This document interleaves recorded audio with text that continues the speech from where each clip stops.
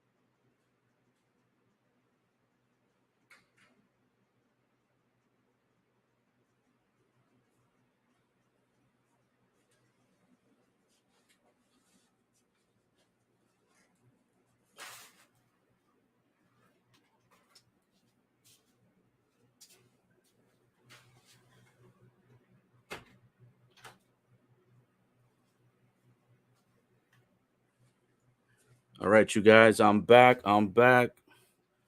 Yes, sir. I'm back. Just had to get the Uber Eats real quick. And guess who we got here? Guess who we got here to interrupt Cody Rhodes. Cody Rhodes was talking all this, American dream, American nightmare journey.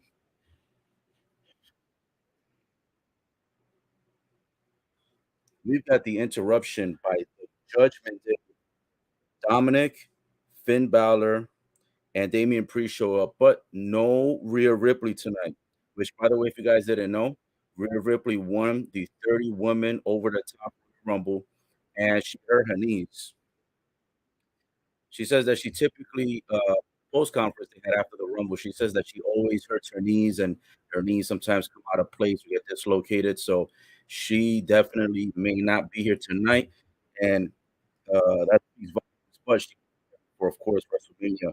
But right now, we've got Dominic talking smack, we got Finn Balor talking smack, and we got Damian Priest waiting on the side to talk smack. So, Judgment looking like a possibly about to jump your homie Cody Rhodes.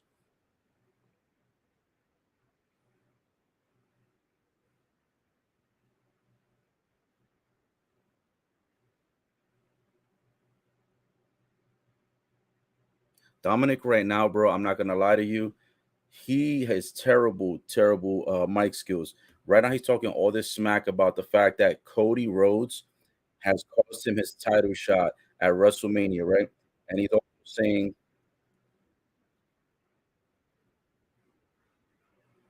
now Damian Priest is saying that Dominic should be the only multi-generational superstar, I should say, to headline WrestleMania, and that Cody Rhodes basically shouldn't even be here.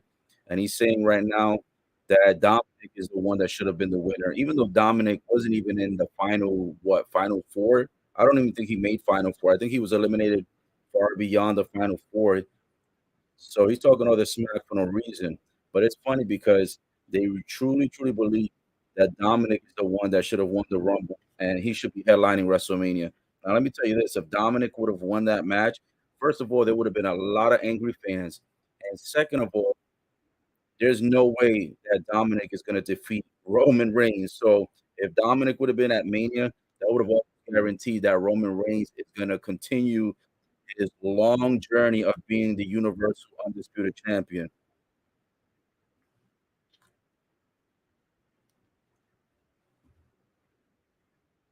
Now we got Cody Rhodes talking smack back to Dominic, and he says, out of respect for your father, he's gonna try to stop. He's gonna try to stop. Keep his cool basically and stop speaking right here.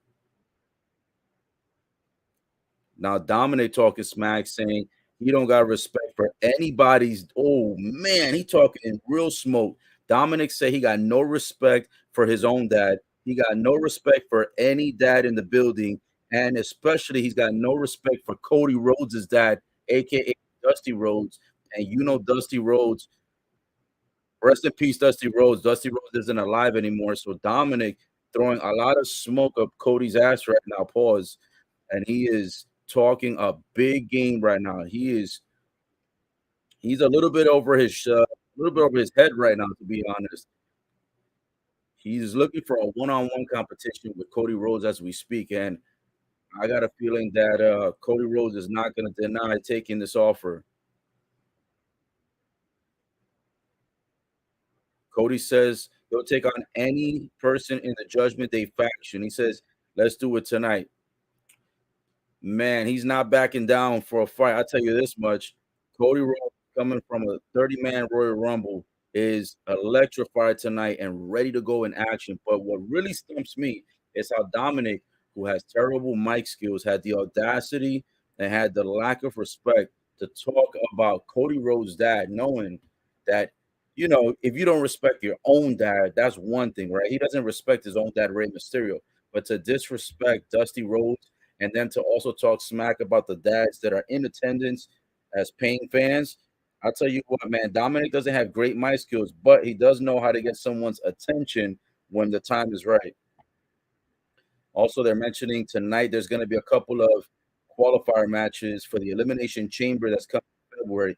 You got Dolph Ziggler going up against Bronson Reed later on tonight, and you've got Gable going up against Seth Rollins later on tonight. So there's about three matches. The first one passed by a little bit too fast, but they'll show it again later on. So it looks like there's at least three qualifiers for this Elimination Chamber coming up.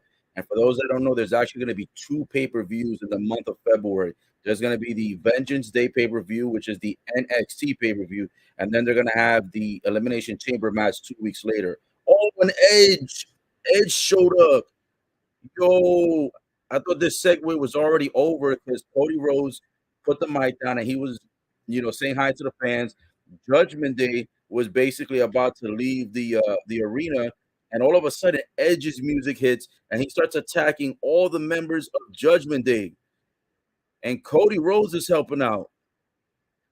Cody Rhodes taking on Finn Balor and Dominic with a one-on-two assault, and then you've got Edge over here attacking Damian Priest, and business has picked up so quick. Man, oh man, who would have thought that Edge was here tonight? And not only that, who would have thought that Edge would have came and did a little sneak attack on the Judgment Day, attacking all three fellas near the entranceway, near the Titantron. So it looks like possibly tonight we're going to end up with either a 3-on-2 handicap match or possibly a 2-on-2, depending on what Adam Pearce will announce later on, because it looks like right now, while the attack was going on, it went into a quick commercial break. So if you're just tuning in, Cody Rhodes started off the show talking about his journey all to Royal Rumble for the past X amount of years to way into the championship to represent for his family.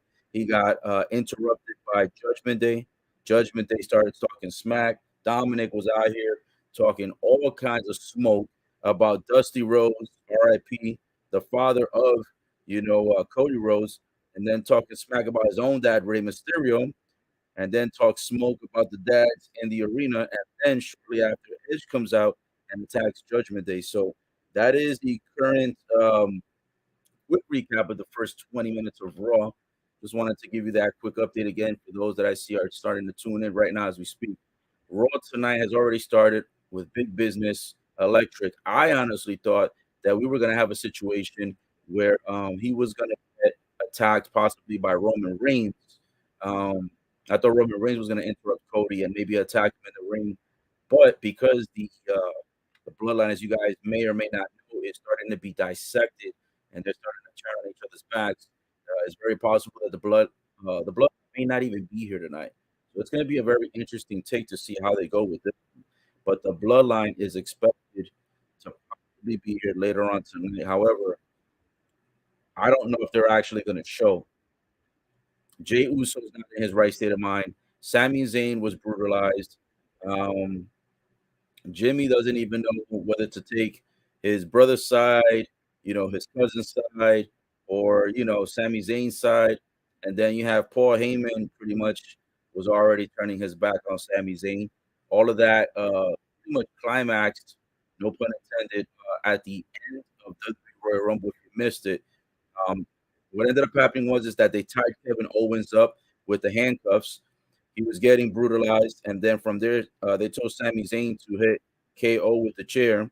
He didn't want to do it. He ends up hitting Roman Reigns behind his back with the chair, and then after he does that, then he gets attacked by Jimmy.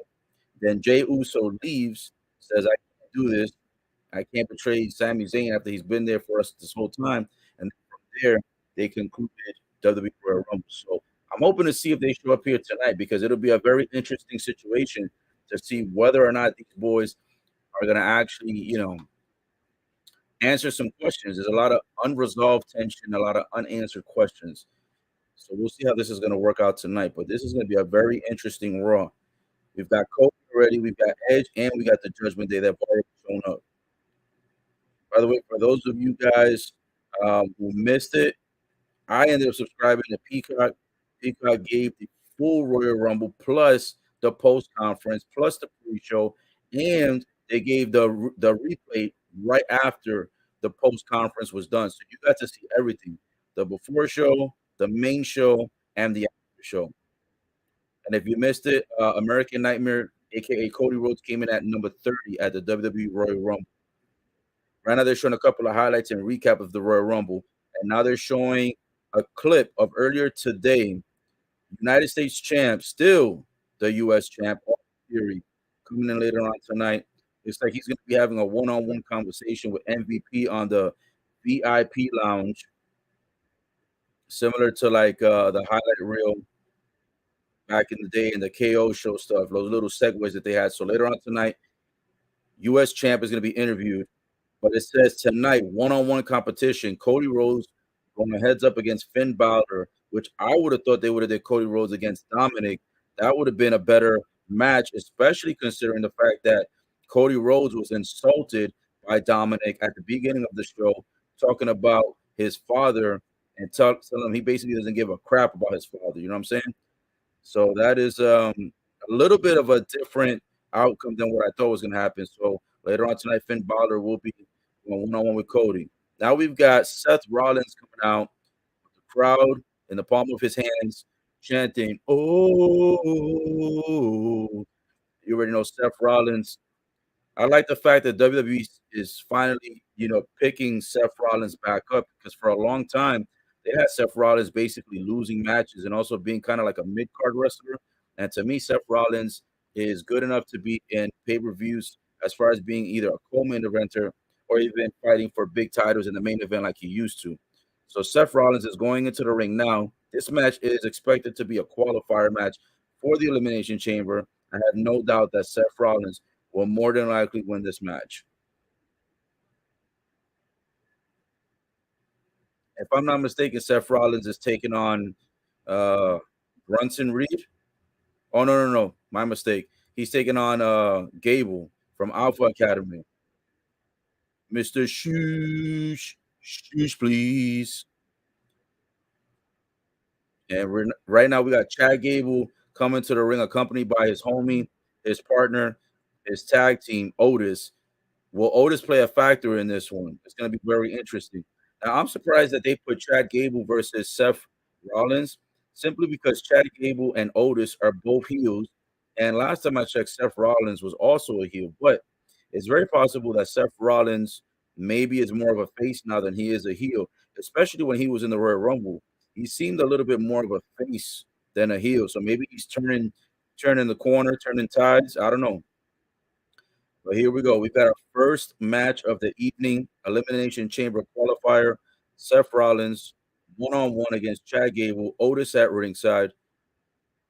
I'm pretty sure Seth Rollins is going to win this match pretty easily, but let's see how this one goes. The bell has rung, and the match is officially on the way. Here we go. Chad Gable starts it off with a submission hold on Seth. Seth reverses it. Chad now doing a couple of flips to try to get out of the submission hold that Rollins has him in. Nice little sweep kick that takes Rollins down momentarily. Oh, and he puts him in the ankle lock already. First couple of minutes in the match. Rollins grabs the ropes and ref tells him to break it up. And at ringside with a sleeveless shirt that says "Shoosh," the biggest shoosh you've ever seen across somebody's chest and abdomen. Oh, it says tonight, Rhea Ripley's decision. So Rhea Ripley is not wasting time, which is crazy. I'll talk about Rhea Ripley in a moment, but let's get back to here with Seth Rollins, Chad Gable, fans chanting Seth Rollins. Oh, ooh, and Chad Gable with a nice German suplex pin and almost ends the match early with a nice little German suplex pin, but it turns into just a 2 count. Rollins rolls out of the ring, and Gable running off the apron does a nice little somersault towards the head of Rollins, and Rollins gets knocked out. Momentum right now in favor of Chad Gable. Woo! And Chad Gable over here gets him in the pin after a nice little move over here, almost winning it. Guys, give me 1 second here. I just realized that my charger isn't even plugged in. I don't want to lose power and have this turn off. So give me 30 seconds.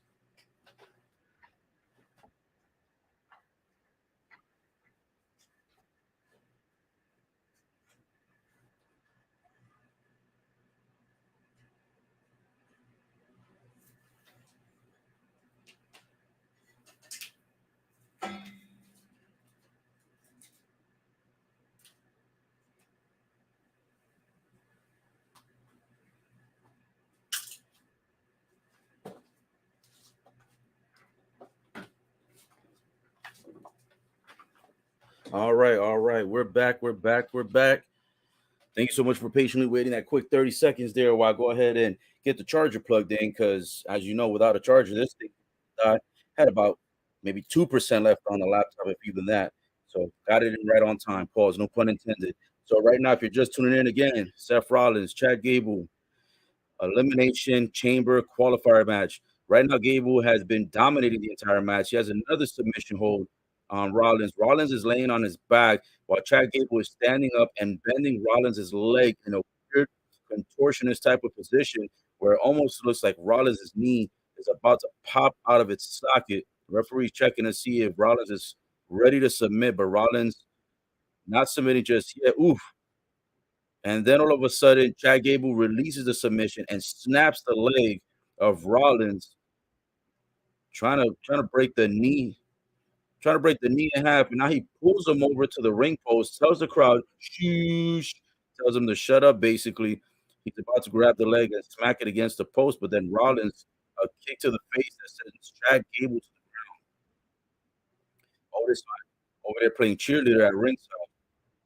Rollins goes rope to rope, coast to coast, and then all of a sudden flies through the bottom and middle rope with a forward drop kick, a missile drop kick that lands first, I should say, into the face of Chad Gable. But then Chad Gable gets Rollins into the ring and then snaps him over again with the leg first. And right now he's attacking that leg and that knee vigorously and now puts Rollins back into another submission hold. Chad Gable right now in complete domination of this match. He's led at least 90% of the way in this match. Rollins barely done anything, one or two moves here and there, but it's been all Chad Gable. And Chad Gable really putting a lot of work and a lot of stress on that leg and on that knee. Continues to twist it. Like he'll stand up and then he'll land both of his legs into Rollins' leg and then turns it into a submission hold. He'll get up and do that same move again, just keeps tying him up. Rollins looking like he's in a lot of pain, looking like he's about to lose. If he loses this, he will not be in the chamber match.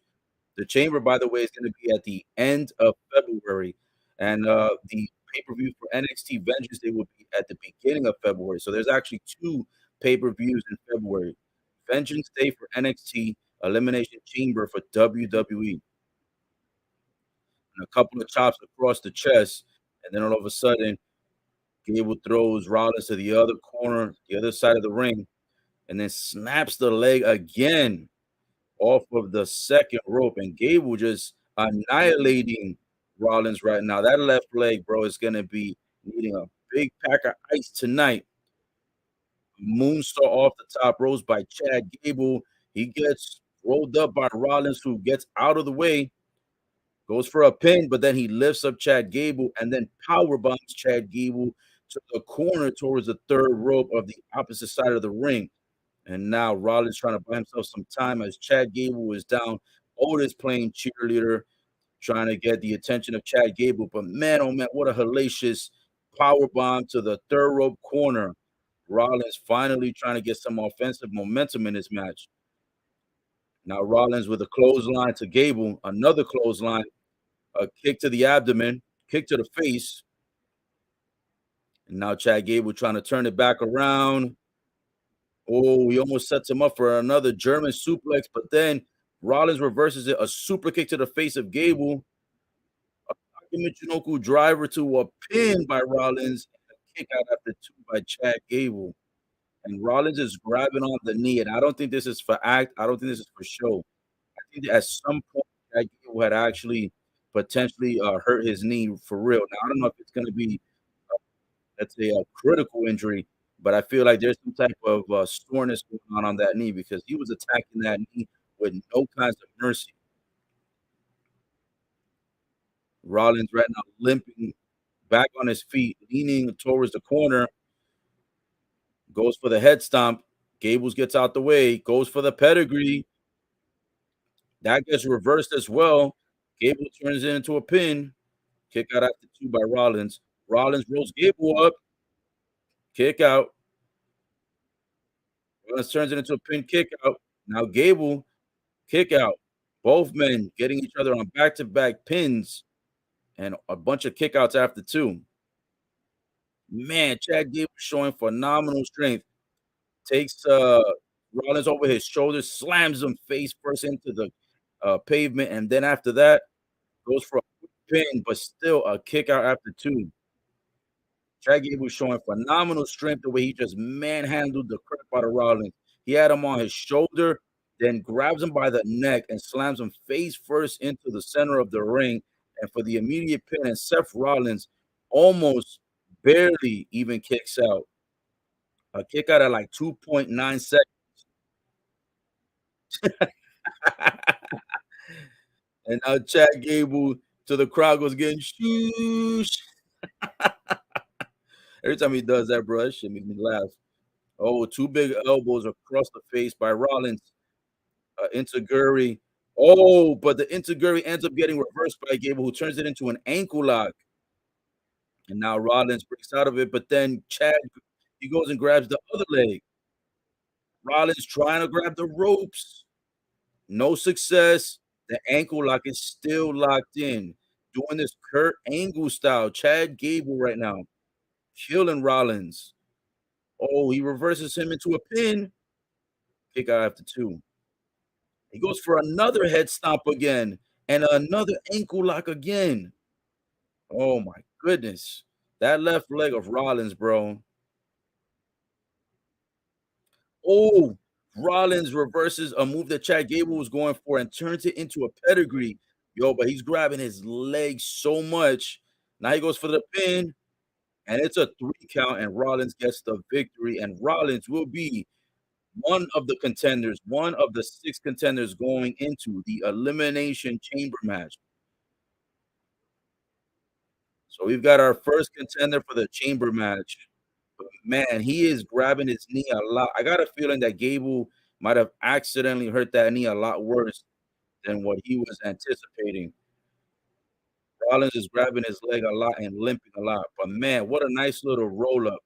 Chad Gable was trying to catch Rollins in a move. I don't know what he was trying to do, but Rollins ends up getting out of it, puts him in a pedigree, goes for that pin, and becomes the first contender for the chamber match later on in February. What a great match. Pretty good Raw to start off so far. Oh, and actually, it said that United States champ, aka Austin Theory, is also in the Elimination Chamber match. So I'm not sure when Austin Theory had qualified because he hasn't wrestled tonight, and he hasn't even shown his face yet tonight. So maybe he might have qualified on a previous Raw that I did not cover on a live broadcast. But nonetheless, Seth Rollins is actually the second person, not the first. He's the second person that qualified into the chamber match. And Austin Theory on a previous Raw was the first one. later on tonight, we've got Candice LeRae going one-on-one competition with a half tag team champ, the half women's tag team champ, Eos Sky from Damage Control. That's going to be an interesting match. And as you know, Damage Control will more than likely be at ringside. So there's going to be a lot of help out there to help you get the successful victory. This match is just a regular one-on-one match coming up soon. It's not for any titles because, of course, you can't defend the tag team titles if both tag team champs are in the match. This one's going to be just a singles, and it doesn't seem to be anything regarding a qualifier match for the Elimination Chamber, which typically I don't believe the women have Elimination Chamber matches. I don't think that there's ever even been one of those, and if there has, it hasn't been something that's been utilized frequently. So far, I don't see anything yet for any women's matches as far as putting titles on the line. 6 women into the chamber, but if anything like that does arise later on, we'll go ahead and get the play-by-play of those matches as well. By the way, for those that missed the SmackDown, the Raw, and the WWE Royal Rumble, those 3 live streams are available on all platforms. So if you got me on Facebook, Best Coach in the Biz, if you got me on YouTube, Ola TV Official, and if you got me on Twitch, which is the best guy in the biz, any of those 3 platforms should have the replays available. Now, I will say that Twitch sometimes has a habit of not saving the clips or saving the videos. So if you want to see any replays, the best spot is Facebook or YouTube. For most people that utilize YouTube, so go to Ola TV Official, all one word. You'll find raw highlights of me speaking on the live commentary. Same thing for SmackDown. And if you missed the entire WWE Royal Rumble pay-per-view, that's when you're going to want to catch as well, because I gave all the live commentary updates on that. You'll love all my reactions. You'll love my laughter. You'll love my surprises. Everything on there. I covered that pay-per-view from the beginning to the very end. So if you missed it, go on there and I'll be able to go ahead and give you the play-by-play. The replay is already up and running. So all 3 of those live events that I hosted on this channel last week are all available. Now, getting back to the Raw live commentary updates for tonight. Raw tonight right now is currently on a commercial break. But so far, we've got Seth Rollins successfully wins his match. We've got Cody Rhodes talking about his victory over the Rumble. We had the Judgment Day come out.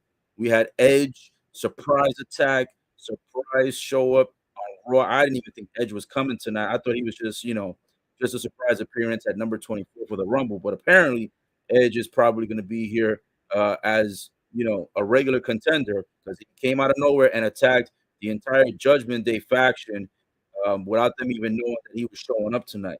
So that's what's going on so far on Raw. That's the first 40 minutes recap of the show. So 1 match and then 1 segment that took about 20-something minutes. Coming up later on tonight, I'm hoping that we do get the updates on what's going to happen with Jey Uso, Sami Zayn, Roman Reigns, and the rest of the bloodline, because if you missed WWE Royal Rumble, there was a huge demise of that faction. That faction, in my opinion, is no longer going to be a unit, at least not long term anymore. It's going to be more than likely shutting down slowly but surely. And what happened at Royal Rumble and then was leading into WrestleMania, I could almost guarantee that Roman Reigns is going to lose that title at Mania against Cody Rhodes, and we are going to see before our very eyes the most impressive faction in a long time, the Bloodline. We the ones are going to go their separate ways, and I won't be surprised if the Usos lose their titles at Mania as well. And ironically, the Usos have been defending their titles pretty consistently on not only Raw, but they've been here and there defending it on SmackDown as well. So even though they didn't defend the titles at the Rumble, they will be defending it on one of these upcoming SmackDowns, because there are 2 tag teams left in the number 1 contendership tournament. So whoever wins the match this Friday on SmackDown between the tag team of Braun Strowman and Ricochet versus the tag team of Imperium, which is Giovanni Vinci and Ludwig Kaiser. Whoever wins between those tag teams will be number 1 contender for the titles against the Usos. Now, I don't think the Usos are going to prematurely lose these titles on the SmackDown, but if they do, That's gonna suck, and that's gonna ruin WrestleMania. So if they're gonna lose it, I hope they lose it at Mania, not anytime sooner. The commercial breaks are now over. We're back on Raw, and let's see who we got coming out next. So it looks like the women's match actually is the one that's coming up next. Eos Sky coming out, accompanied by Dakota Kai and Bayley, of course. Damage Control on their way to the ring. Even though Damage Control, the entire faction is not in the match, you already knew that Eos Sky coming out here, she wasn't coming out alone. I wonder how long they're gonna have Dakota Kai and Eos Sky hold these titles, because these days they have people hold the titles for a lot longer than back in the Attitude Era in the 90s and early 2000s, where people would literally lose matches within 24 hours after winning them either at a pay-per-view or losing it 7 days later after winning it on like a Raw or a SmackDown. So it's interesting to see how far Damage Control will go. Now Bayley, though, she was one of my picks to possibly win the Royal Rumble. She honestly she did pretty good, but she lost. I thought she might potentially win it just because I thought they were going to try to bring Damage Control to a higher level, considering that Io Sky and Dakota Kai both have the tag team titles. I figured maybe they were going to give Bayley a push to potentially go in the direction of going to Mania, and then maybe contesting for a title so that then all three women can have gold around their waist. But Bayley ended up not getting the victory at Mania. So we'll see how everything's going to lead up from here to the upcoming pay-per-views regarding Elimination Chamber and WrestleMania. So will Bayley finally get a title shot? Who knows? Right now she's on the back burner, but we'll see. Now they're showing a recap of 2 weeks ago where Candice LeRae was getting attacked by Dakota Kai. Was it Dakota Kai? Kind of looked like her, but they were showing a recap from Raw about 2 weeks ago. So here we go. Candice LeRae, Io Sky, one-on-one. Nothing's on the line. No titles. No qualifiers. No nothing. All right. So the girls start off going rope to rope, a reversal. Io Sky rolls up LeRae. LeRae gets back on her feet. Io Sky goes for a missile forward drop kick, misses. LeRae goes for a nice little jackknife cover for the pin. Io kicks out, and then LeRae ends up doing a back-to-back drop, drops her own back on top of Io's back, goes for a pin. It's going to be a kick out, and then Io Sky takes LeRae and throws her neck first into the rope, then lifts her up into the air and does a nice little flapjack where she slams her face first into the ground. Now we got Bayley talking smack to the announcers. She's over here, Io Sky's title, almost like if the championship title is her own, showing it much love and affection. You can tell that Bayley wants to be champion again to some degree. Now we've got in the ring, Io Sky over here taking the two arms of LeRae and making LeRae choke herself out while simultaneously putting a knee into the upper back, the upper spinal cord of LeRae. And right now she is in a bad position as Io Sky right now trying to make herself basically tap out. LeRae gets on her feet and then goes backwards and slams Io Sky into the corner, breaks out of it and does a nice little snapmare takedown. Nice little separation here. Then 2 feet into the abdomen of Io Sky. And then LeRae going forward, I should say LeRae, with a nice little kick towards the chest area and gets Io Sky reeling to the outside. And the nice little baseball drop kick that takes Io Sky down again. So LeRae right now, the momentum. And Io Sky, as she's about to get planted inside of the ring, she does a nice little spin move on the apron and kicks LeRae in the face. Then she goes into the ring and goes ropes to ropes, flies through the second and third rope and lands right on top of LeRae and knocks her out senseless. And now we've got Damage Control coming from the other side of the ring, cheering on Io Sky. Cheerleading, a whole lot of cheerleading going on right now from Damage Control.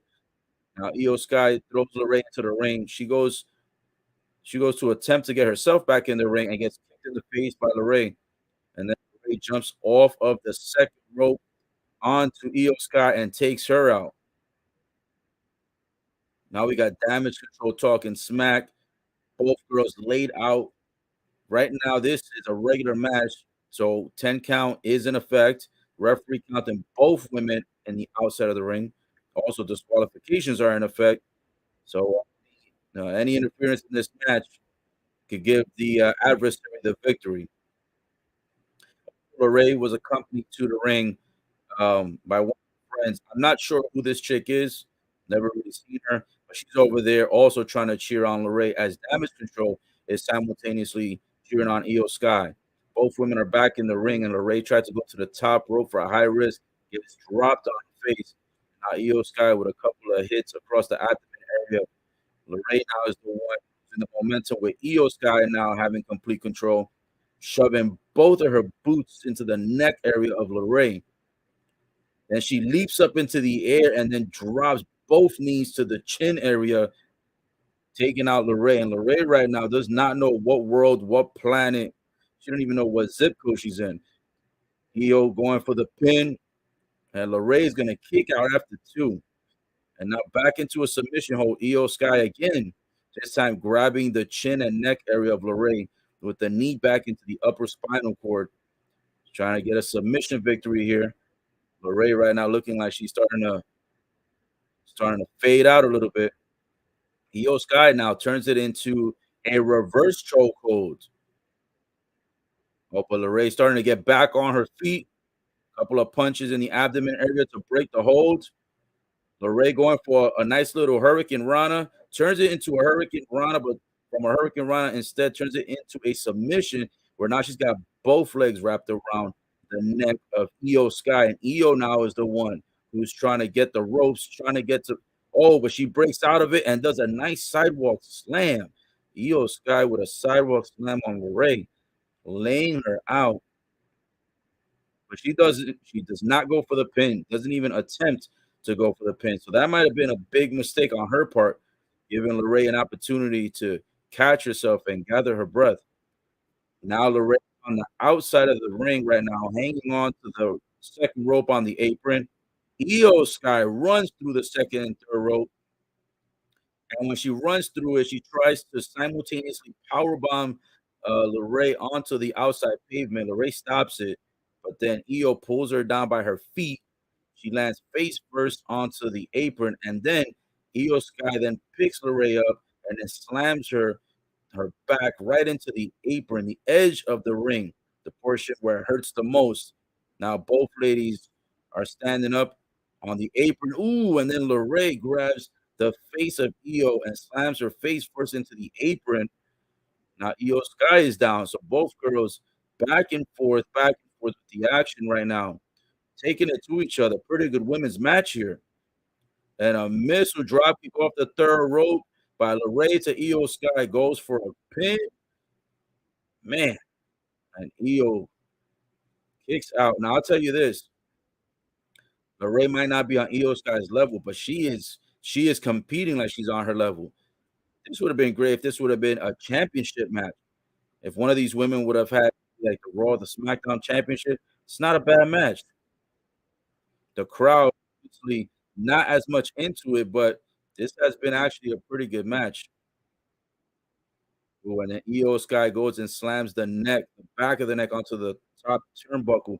Then she grabs LeRae up into the air with her two arms and then drives the knee to her back before she slams her down to the ground. Now she goes corner to corner and shoves two knees across the face of LeRae. Now she's looking to take her out. Io Sky jumps to the ropes, gets her booty spanked by LeRae to stop her. And LeRae with a German suplex off the second ropes goes for a quick pin. She got the legs down, got the booty up, and it's a kick out after two. Damage Control out there looking nervous for Io Sky. Io Sky looking like she was just about to lose after a German superplex, if you want to call it, off the second rope. It looked like she wanted to do it off the third ropes, but that would have been dangerous because these two girls are a little bit shorter, and so that probably would have been injury risk. But still, pretty good German suplex off the second rope. Now the girls are exchanging shots, blow for blow, no pun intended, with some forearms and chops, and now LeRae getting the best of it. with chops and punches across the face of Eos Sky. Io gets out of the corner for a moment, then tries to run into LeRae, and LeRae sends a big elbow across the face of Io. Io's got LeRae on her shoulders now. Oh, and LeRae reverses it somehow with her legs pulling the neck area of Io while she was airborne. Slams her into the ground and then a kick out after the pin. But man, that was close. Io looked like she had a dominant position over LeRae, and LeRae with a nice reversal and turning it into a pin. We've got LeRae now climbing up to the second and third ropes. We've got Io up to 2. Oh, Io sends LeRae off. And now Io Sky climbing up to the third, maybe going for a nice little somersault. Oh, the knees up in the air by LeRae. Io Sky caught the knees, gets rolled up. Oh, but Dakota Kai distracting the ref. Oh, and that's Meat Chin that's on the outside, who accompanied LeRae. Now she's over here talking smack to Dakota Kai because Dakota Kai distracted the ref, which caused LeRae to not win the match when she could have right here on the spot. Ooh, and then Bayley she distracts LeRae, and Io Sky rolls up LeRae and gets the victory.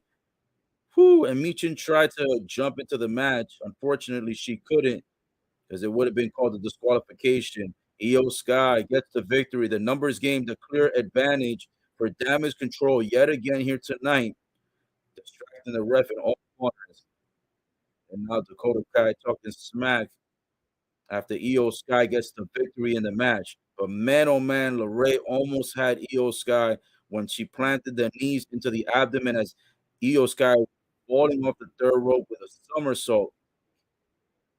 Oh, and LeRae actually got distracted because she punched Bayley in the face, and that's what caused Io Sky to get the roll up and then get the victory over LeRae here tonight. Damage control and complete control throughout the entire match. Get the victory again. Nothing was really on the line in this match, just bragging rights, basically. Tonight, we've got Corey Graves and Kevin Patrick for Raw as the color commentary. I didn't even know that Patrick was even going to be here. I was expecting Michael Cole. I wonder if Michael Cole had a long night for Royal Rumble. Now we've got behind the scenes camera with Rhea Ripley walking to the ring, which is crazy. I'll go ahead and speak now on what I was going to speak on before regarding Rhea Ripley. Because Rhea Ripley initially at the post conference of the WWE Royal Rumble 2 days ago, she had said she has more than enough time to choose who she wants to compete against, whether it be the Raw Women's Champion or the SmackDown Women's Champion. The irony of the situation is that 2 days later, tonight on Raw, she's actually going to announce which woman she wants to go one-on-one with at WrestleMania. So I'm surprised that she didn't decide to wait, maybe the full 2.5 months to really decide who she wanted to, go up against for the title. So interesting take here that Rhea Ripley's coming out tonight after a hellacious match that she had. And by the way, Rhea Ripley was number 1, the number 1 entry in the Rumble. She is the first female to be the winner of a Rumble at the number 1 entry. She's the longest reigning attendee in the Rumble at 1 hour and 1 minute. She almost beats Rey Mysterio's record, which even though Rey Mysterio is in the men's Royal Rumble, she almost beat that record by 60 seconds because Rey Mysterio has 62 minutes and 12 seconds, which is 1 hour, 2 minutes, and 12 seconds. Rhea Ripley was in the ring as a number 1 entry, won the Rumble, and lasted 1 hour and 1 minute. Had she held on for 2 more minutes, she could have passed Rey Mysterio's record. But she has the record, at least for the women, and she has the record as the first woman as the number 1 entrant. And she is only the 4th individual in Royal Rumble history to win as the number 1 entry. So she has 3 records. She has the longest duration at a Rumble. She's the first woman to win at number 1 entry, and she's the 4th person overall in Royal Rumble history to win in the number 1 entry. So 3 different records. Shout out to Rhea Ripley. She's going to come out tonight, and she's going to speak on who she's going up against at Mania. Before we go ahead and talk about that, because right now it's our commercial break, let me see what we got here. Got a couple of comments here. Sorry, guys, I wasn't paying attention to the comments. I'm going to shout you out now. First shout out, J Money. Excuse me, not J Money, G Money. G Money says, thanks, buddy. He says, I'm at work, so I can't watch it, but you're keeping me posted. I got you in the headphones. Yes, sir. G Money. Big shout out. I appreciate you. And G Money, also with an emoji here with a thumbs up. Yes, sir. This is the reason why I got back into doing the live stream, because I know that sometimes you may be at work, other people may be at work. Everybody works different shifts. I work morning shifts, so I'm able to do the live stream for you guys, give you the play-by-play, so you guys can have the headphones locked in. You don't have to get in trouble. You can still do your job, get paid, get money, and you can still get the updates. And then we've got another comment here by Team Keon says, much love from Bangladesh. Yes, sir. I noticed that I get a lot of love from Bangladesh too. So shout out to you, man. You are all the way overseas on another country, another continent, my friend. Shout out to you. Showing love here tonight. So shout out to both Team Keon and shout out to G Money. Appreciate the love and support, guys. Don't forget to like, don't forget to subscribe. And if you guys have any predictions for tonight's results, you're more than welcome to throw them in as well. As we are going here right now, let me see. We are still currently on commercial break. So right now, just waiting to see what's going to be the next upcoming event, match, or segue. Rhea Ripley, they showed her behind the scenes, so I assume that she's coming up next. I would love to see Rhea Ripley go one-on-one against Charlotte Flair, assuming that Charlotte Flair is going to keep the title all the way to Mania, which I believe she more than likely will. Now, I'm not a Charlotte fan, however, gotta respect the fact that she's won the title 14 times. Again, I'm not a fan. I don't think anyone should win a title past 10 times, in my opinion. But nonetheless, give her her props and respect. She came back, she delivered, she's the champ. I like to see Rhea Ripley against Charlotte Flair because I think both women are tough, they're gritty, and they're gonna go out there and give you every dollar and every cent that you have paid for. So I truly believe that we will see Rhea Ripley go after Charlotte because I think that is the better contender. They did ask her that question on the post conference after she finished the WWE Royal Rumble. They said, "Who do you think you're going to choose?" And she said, "I'm not even sure which woman I want to go up against because she has history with Charlotte Flair, and that could be more than likely option she's going to choose." But of course, on the other side, you've got Bianca Belair, and I'll tell you what, Bianca Belair, that's another tough cookie. And I will tell you this, Bianca Belair is going to always give it her all every pay-per-view, especially at WrestleMania. So that could be another tough, gritty match. In fact, in some ways, Bianca Belair versus Rhea Ripley, that might even be a grittier match than Charlotte Flair versus Rhea Ripley. So it's going to be a tough choice, man. I'll tell you what, I wish, in a way, I wish, even though we technically want to see the women, compete more, I would love to see a three-way match between Charlotte Flair, Rhea Ripley, and Bianca Belair for the Raw and the SmackDown titles and have them reunify the titles yet again. And I know sometimes people don't like the reunification of titles because then, of course, you have to have one champ only on Raw and one champ on SmackDown. But I think they should just temporarily do it just because I think that Rhea Ripley versus Bianca would be great. Rhea Ripley versus Charlotte would be great. Why not just put the three together, make it a triple threat, two titles on the line, and then just let them become the undisputed women's champ yet again? That would be so dope. Right now, they're showing the recap of the end of the Royal Rumble for the women's match with Liv Morgan, Rhea Ripley, and Asuka. They were the final three. In case you didn't know, all three women were standing on the outside of the apron, so all three women were at risk of getting eliminated at the Rumble, right? And then check what happens. Asuka goes to throw the spray mist into the face of Rhea Ripley. So Asuka was on the left side of the apron, Rhea Ripley was in the middle, and Liv Morgan was on the right side. They're standing on the outside of the ropes, so any of them could get eliminated at any point. What ends up happening is Asuka sprays the mist towards the direction of Rhea Ripley. She ducks, and of course, on the right side is Liv Morgan. So Liv caught the spray mist. Rhea Ripley kicks Asuka in the abdomen, which sends Asuka to to the outside pavement, so she got eliminated. Then it's Rhea Ripley and Liv, the only two left. They're still on the outside. They don't even go back in the ring. Rhea Ripley tries to take advantage of Liv because Liv was blindsided by the miss from Asuka. Liv Morgan ends up attacking Rhea Ripley blindly. Rhea Ripley almost gets eliminated, starts hanging from the ropes, Shawn Michaels style. Her feet almost touch the ground because she's super tall. She's a very tall woman. Both her feet almost touch, but they end up not touching. Liv Morgan then goes again to try to attack Rhea Ripley as she's almost eliminated. She's hanging from the third rope, but then Rhea Ripley grabs Liv Morgan by the neck with her 2 feet, does a half hurricane runner that sends Liv Morgan out and ends up eliminating Liv Morgan. And Rhea Ripley ends up becoming your WWE 2023 Royal Rumble winner as the #1 entrant. And they just gave the exact number. She was in there 1 hour, 1 minute, and 8 seconds. 1 hour, 1 minute, and 8 seconds. She was 1 minute and 4 seconds away from being a woman that would break the record of a man in Rey Mysterio.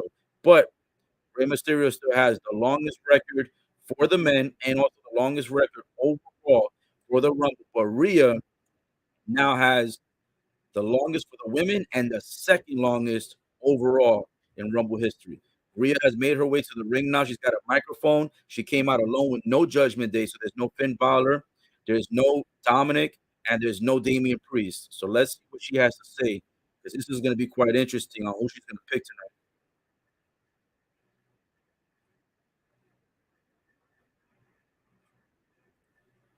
So Rhea Ripley says that the reason why she came out without the Judgment Day is because she wants all the attention on her basically tonight.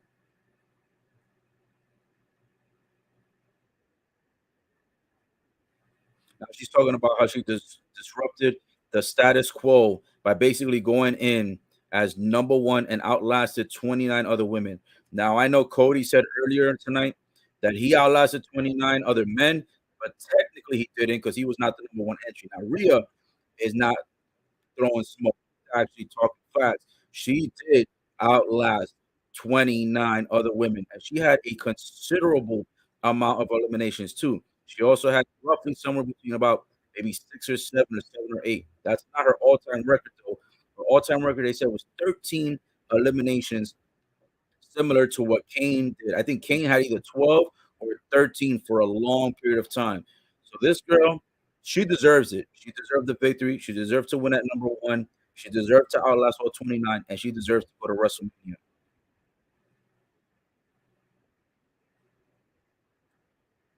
By the way, if you missed the Rumble last night as well, Rhea Ripley was in her uh highly sexy outfit. Usually she comes out, in like a vest, the way she has tonight, comes out in jeans.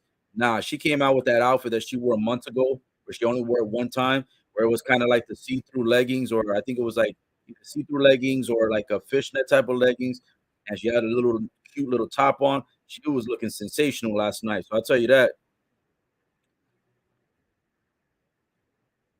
Some people don't see Rhea Ripley as kinda like the Barbie doll girl, but I tell you what, she got cakes.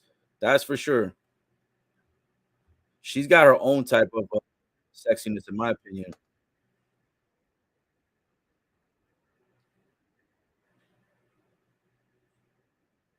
Rhea Ripley now acknowledging that Charlotte Flair is the one that's usually the one at the top of the food chain when it comes to titles, when it comes to just the business in general. She says that's the natural flow, but guess what? She's like, "I don't like things being." She doesn't like Charlotte Flair being the normal, basically, that's the norm in the business, her being at the top, and she also doesn't like the fact that this has been going on for such a long duration, so I don't know, she's leaning towards Charlotte.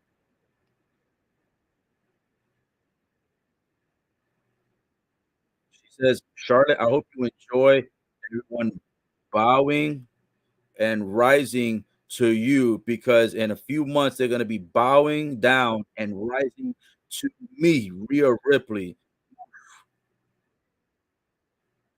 Oh, and she officially makes the offer to Charlotte Flair. Whoo! Let's go. Yes, sir. Rhea Ripley She accepts. She takes her WrestleMania challenge and throws it directly to Charlotte Flair, and not once did she even consider talking about Bianca Belair. Sometimes you have segues where you have a girl or a guy, and they're like, "Oh, I might go here or I might go here." Baby came out, and she's ready to go right after Charlotte Flair. Holy, well, there it is. It's the first match that we know the two contenders for the title. Now backstage, we got one of these female interviewers. I think her name is Kathy. Oh, and she's interviewing Seth Rollins, and Seth Rollins coming out laughing. I don't know if her name is Kathy or Kelly, but nonetheless, Seth Rollins is super hyped for this interview over here. Over here talking about the crowd, talking about the excitement, the energy from the crowd tonight.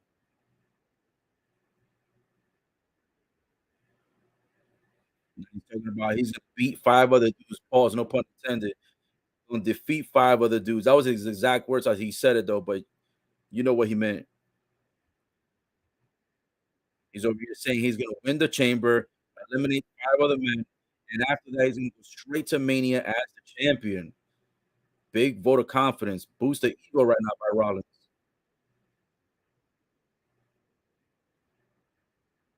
Oh, now she's gonna raid on his parade, talking about how Logan Paul, one of the surprise entries at the Rumble. Yes, you heard it right. Logan Paul was a surprise entry, which I absolutely hate. Came in looking like a retarded Pikachu and then eliminated Rollins in the match. She just asked Rollins, "How do you feel about that?" And he went from a smile to an angry face and walked away. How can you ask that man that question when he just qualified for the Elimination Chamber match here tonight? Man, you got no respect. Another qualifier match is gonna be Johnny Gargano versus, Baron Corbin, which FYI, I absolutely hate Corbin as well, so if you're a Corbin fan and he loses tonight, I feel sorry for you because I hate Corbin. Ooh, they got a little WrestleMania Goes to Hollywood promo, and they showed The Rock and Shawn Michaels in a throwback clip. Now, guys, by the way, speaking of The Rock, let's talk about it because right now they're doing a promo. Let's talk about it. Chances are The Rock showing up is slim pickings. I'm gonna tell you why. So The Rock was originally scheduled to show up at the Royal Rumble as a surprise appearance, and when he was scheduled, it was rumors that he was gonna win the Rumble. So this was my prediction. I had a very far-fetched prediction, but let me tell you what my prediction was. My prediction was, and this was at the time when Austin Theory still had the Money in the Bank, which he no longer has. But when Austin Theory had Money in the Bank, this was my prediction. Rock was gonna win the Royal Rumble. The Rock was gonna go one-on-one with Roman Reigns.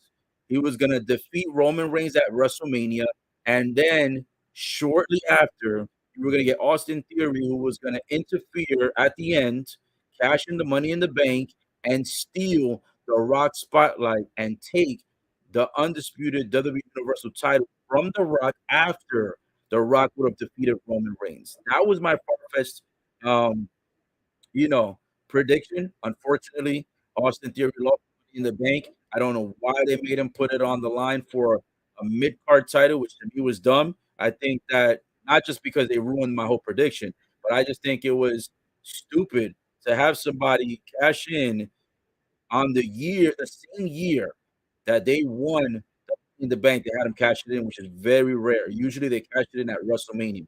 So very disappointed. It ruined my entire prediction. But beyond that, let's get back to The Rock.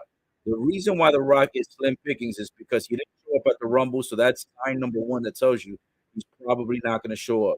But the bigger caveat for those of you who did not watch the Royal Rumble, or if you watched the Royal Rumble, you did not stay for the post conference, which was vital because a lot of information was provided by Triple H, Cody Rhodes, Rhea Ripley, and Bray Wyatt when the Royal Rumble match was over. Those were the 4 people they interviewed at the post conference. Triple H was the last one. They asked Triple H the tough question: will The Rock be at WrestleMania, considering it's going to be in Hollywood? And Triple H did not have a direct answer. This was Triple H's answer. Triple H stated,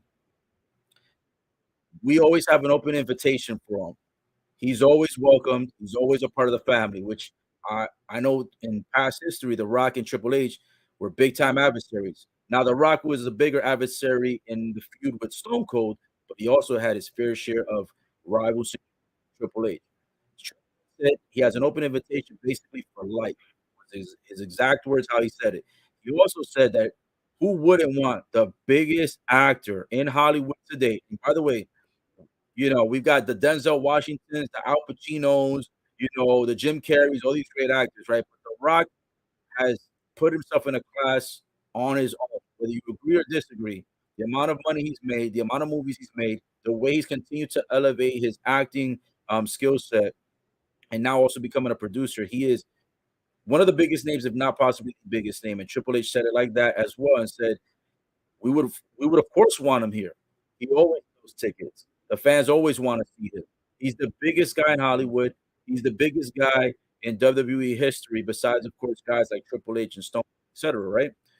But The Rock, essentially, to me, is number one in my heart. Has always been number one as far as wrestling goes. We can always beat that. People say Stone Cold, people say Triple H, people say Taker, Shawn Michaels, etc. Ric Flair, all greats.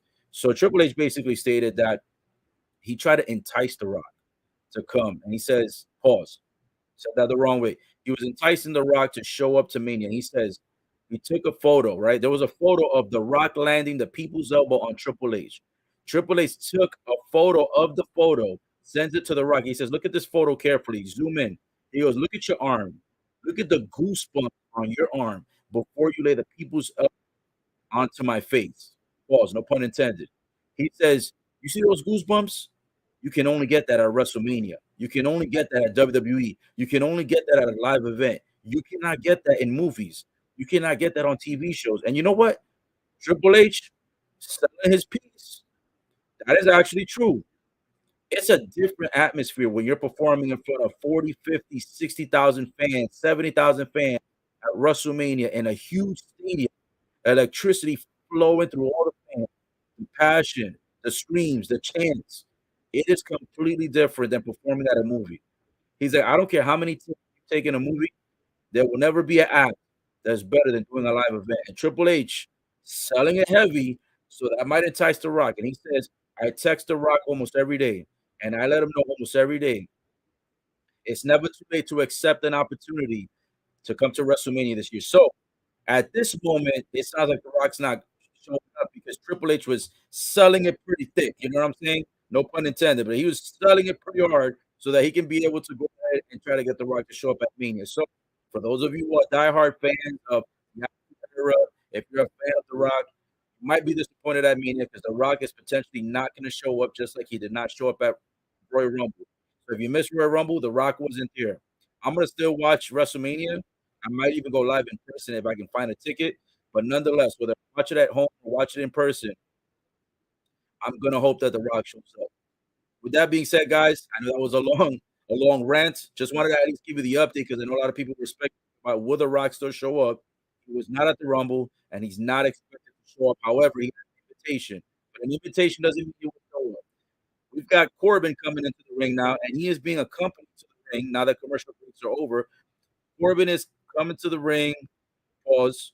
He's with JBL, and they're showing a clip of last Monday on Raw 30, which, by the way, WWE knew what they were doing with that Raw Triple X, meaning Raw 30. But you know what that Triple X usually means. If you were to type in Raw 30 on your Google search, it was not pulling up WWE stuff, just to let you know. Don't ever type that into your search bar.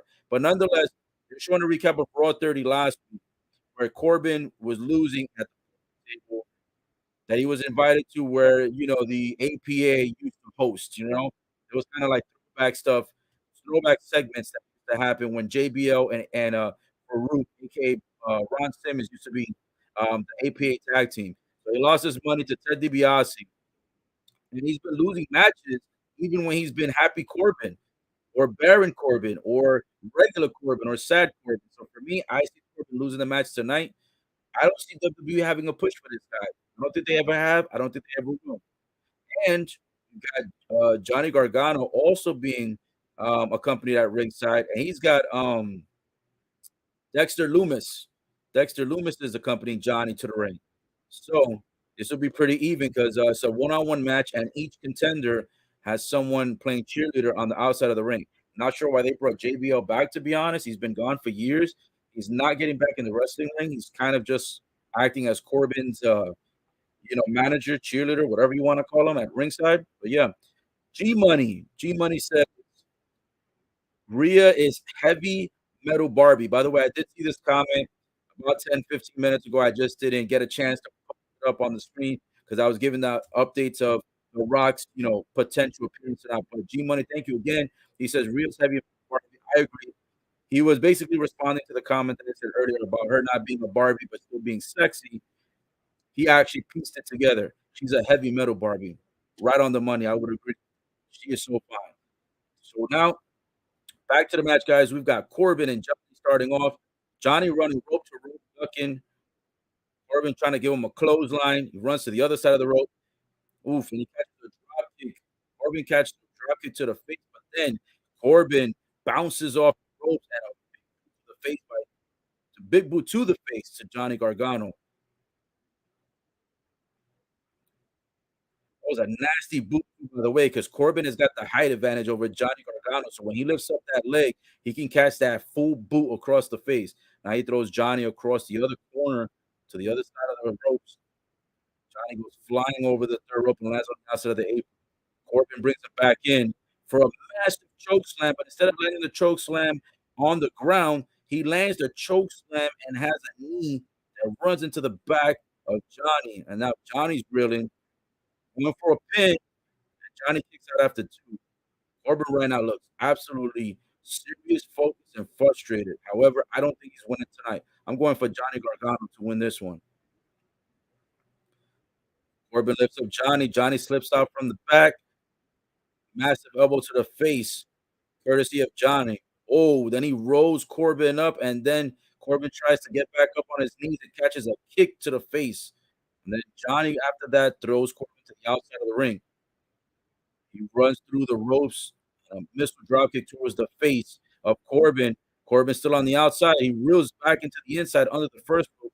Johnny flies over the third rope, lands to the outside apron, tries to go leaping into the air and catches a punch in the face.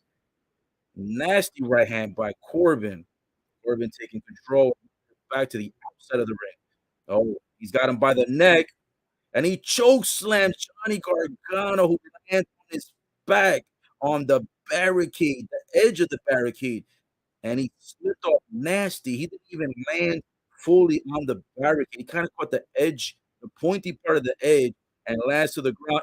And Dexter Lumis is literally 2 feet away from Corbin, doesn't attack him, just gives him a mean stare down as Corbin is trying to lift Johnny off the ground. Such a weird situation to see a guy so serious all up in your grill like that. Now Corbin slams Johnny across the front part of the announcer's table. No Michael Cole tonight. You've got Corey Graves and you've got I think it's Colin Patrick. Ooh, and then Corbin throws Johnny towards the other side of the barricade where they have the LED signals that say Raw and slams him to his back first. Johnny Gargano is going to have some serious back pains after this match because Corbin has landed a choke slam that turned into a knee into the back. Then he does another choke slam to Johnny that lands Johnny's back onto the barricade in a weird position. Then he throws Johnny across the other side that lands him into the LED. Man, Johnny's grabbing his neck. I got a feeling that Johnny landed very, very awkwardly, not only on his back, but a piece of his neck caught that barricade when he got choke slammed. That was a nasty move. Looking a little bit dizzy and lackadaisical. Now we've got Corbin putting Johnny, seating him up onto the third turnbuckle. We got Corbin climbing up to the second rope, maybe a Hurricane Rana, maybe a superplex. Couple of punches across the head. I think he's going for a superplex. Johnny trying to stop it. Johnny punches him 2 times in the stomach. 2 punches to the midsection of Corbin. Then a head-to-head. Nice little headbutt that takes Corbin down for a second. And Johnny leaping off the second ropes with a tornado DDT. Corbin on the ground. Might be the first time that Corbin is even on the ground in this match because it's been all Corbin for the most part of this match. Even though I picked Johnny for the win, Johnny has been getting his cheeks handed to him throughout the match. Johnny now trying to get the crowd into the match, trying to get the crowd excited. A left punch, another one, a third one, a fourth, a fifth, 5 punches to the face of Corbin, courtesy of Johnny. But now Corbin reverses and throws Johnny towards the corner turnbuckle. Corbin slides under, goes outside the ring, gets back in the ring, and a surprise punch across the face to Johnny. Goes for the pin, and Johnny kicks out after 2. Corbin now taking control. Momentum shifting back in favor of Corbin, puts Johnny in a position move where he's basically pulling his neck and his chin to one direction, and then he's got the left arm of Johnny in the air, pulling it to the other direction, and Johnny's neck looks really red right now.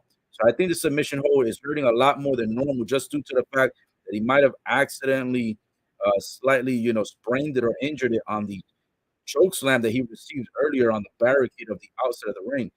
By the way, this is a qualifier match, so the winner of this match will be the third entry to the chamber match for the championship. Theory is in as the first one, and Rollins was the second one. So you got those 2 guys already in. The winner of this one will be the third entry, third up, three of the 6 expected. I think Johnny's going to win because, to be honest, Johnny has a better opportunity to be pushed. Corbin right now dominating most of the match. Ooh, and Johnny from the outside apron leaps into the second rope as Corbin was running towards his direction and does kind of like a modified spear to the second rope that catches Corbin, goes for the immediate pin right after, but Corbin kicks out after 2. I'll tell you what, maybe they're going to change the persona of Corbin because usually by this time he would have already lost this kind of a match. They don't usually give him this kind of quality match. Corbin grabs Johnny by the neck again and throws him across to the third turnbuckle. Then goes running towards Johnny's direction. Johnny gives him 2 boots across the face. Corbin slides to the outside again, back to the inside, but this time catches a super kick between the eyes. Then another super kick. Johnny, 1, 2, and Corbin kicks out. And Corbin trying to show the tenacity, the fortitude, the grapefruit, the cojones in this match. Maybe Corbin is going to be getting a push. He might not win this match, might not go to the chamber, but maybe WWE's got a different agenda for him because in recent months, not so much. Maybe they're trying to give both these guys a push. And Johnny grabbing the back of his head and neck again. I'm more than sure that Johnny may have sprained his neck area. Johnny running rope to rope, Corbin running rope to rope, both guys running in weird opposite directions. An elbow by Corbin to Johnny. Then Johnny punches him in the face. Then an Itaguri move performed by Johnny to the skull of Corbin. He runs ropes. Corbin with a spinning suplex move. And goes for the immediate pin, but a kick out. Man, tenacity and resiliency now on Johnny Gargano's behalf. Multiple rotations before Corbin slammed Johnny on that one. Deep 6. Now a couple of vicious punches across the skull. Corbin absolutely getting relentless now, getting a little bit impatient with the fact that Johnny Gargano continues to kick out and just won't stay down even after all the brutal assaults. Now it looks like Corbin is speaking something into the ear of Johnny, so I got to feel Johnny win the match.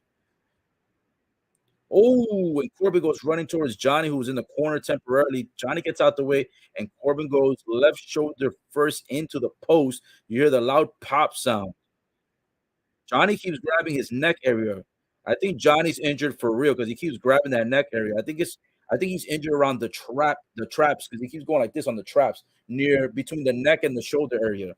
Johnny goes flying to the outside and takes Corbin out. Now JBL looks frustrated. He's trying to interfere. Oh, and Dexter Lumis pulls out a weapon from his pants. It's an axe, a metal axe, and he puts the axe through the hat of JBL. JBL's hat was sitting on the ring announcer's desk. JBL falls on his cheeks, looking scared of Dexter Lumis. Oh, and Johnny Gargano leaps in, but catches a knee to the face. Will Corbin take the victory? No, Johnny rolls up Corbin and a 3 count. I thought Johnny was possibly going to lose the last second here because he caught a nasty knee to the face when he jumped into the ring through the second rope. But no, he actually found a way to roll Corbin up and get the victory. And now Dexter looms on the outside of the ring with the axe shredded through the middle of JBL's cowboy hat, and Johnny standing on the announcer's desk on the outside of the ring, holding the cap in the air, and the cameraman showed a nasty cut through the hat. And now Johnny wipes his butt cheeks, wipes his crack area with the hat of JBL in utter disrespect.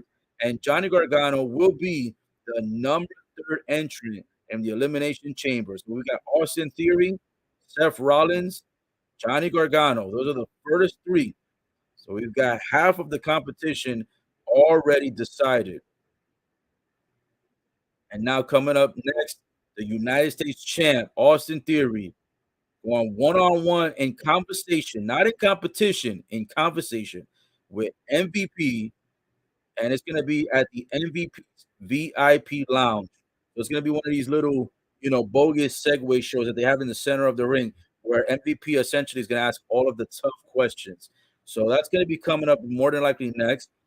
Right now, they're on commercial break, and they're showing a quick recap of when Sami Zayn attacked Roman Reigns with the chair shot, and then Jey Uso leaves the family behind. I honestly thought that Charlotte Flair was going to be defending her title at the Royal Rumble, but she didn't. She did not.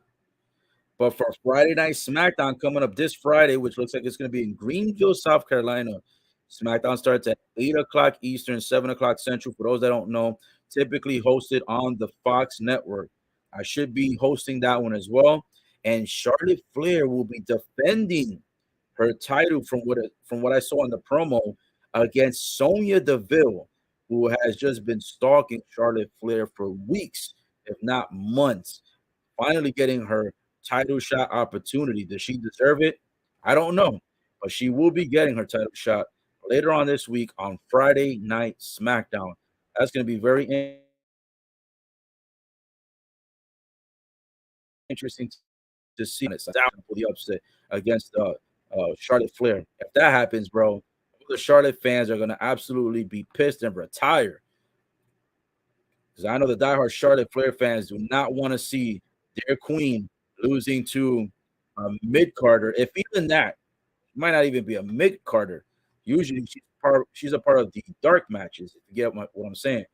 She's barely on the content wrestling. But nonetheless, she's got a big match this Friday. That's going to be a good one. So right now we are on a quick commercial break.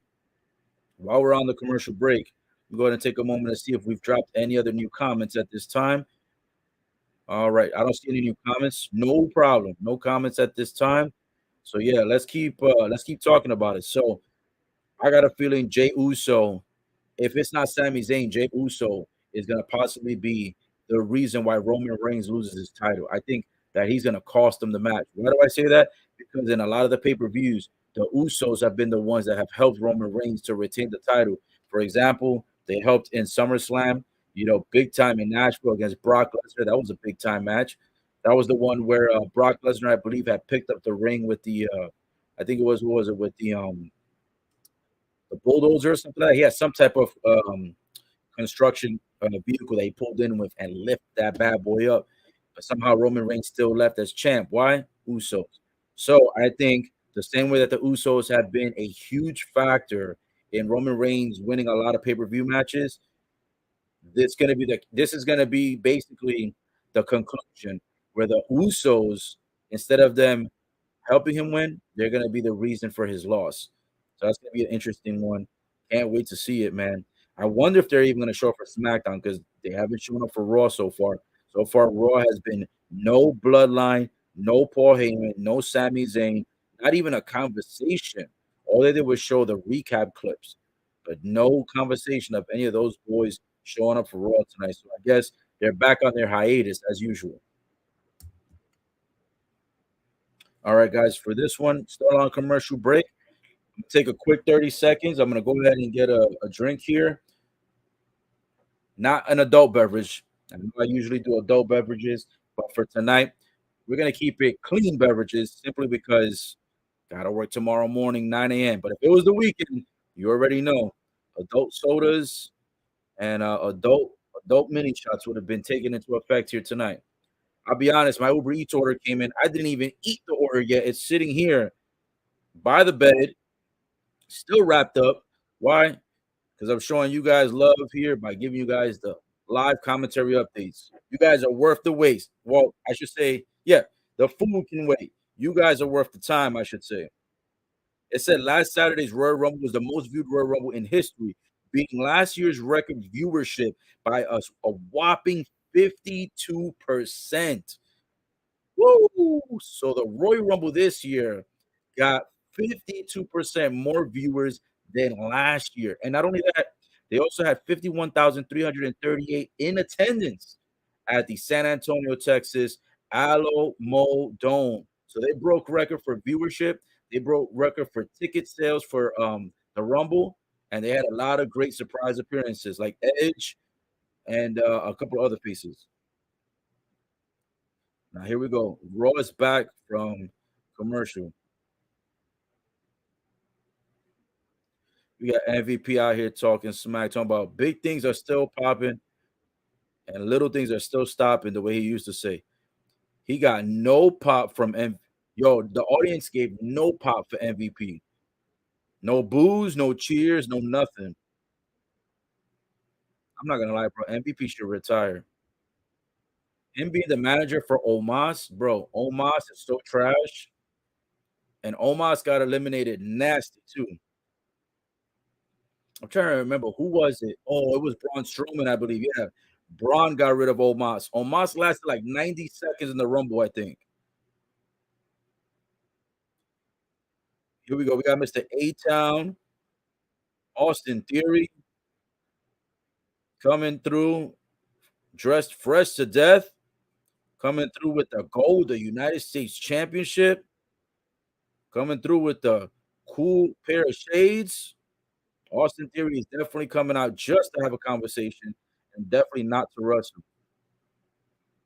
By the way, I don't know if he's gonna announce tonight if he's contending against anyone. I don't know if a surprise appearance is gonna come up, but they're showing how Brock Lesnar helped Austin Theory to defeat Bobby Lashley in order to retain his US title. Is that a sign that maybe Brock Lesnar is gonna come out and maybe wanna contend for the title? I would say probably not, only because Brock Lesnar and Bobby Lashley have got some unsettled, unresolved beef that culminated and climaxed even further at the Rumble when Bobby Lashley came in 90 seconds after Brock Lesnar and eliminated Brock Lesnar from the Rumble. So will Brock show up tonight? Maybe, maybe not. Austin Theory's officially in the ring. He's got a microphone. He all he said was one word, and they booed him already in the stadium.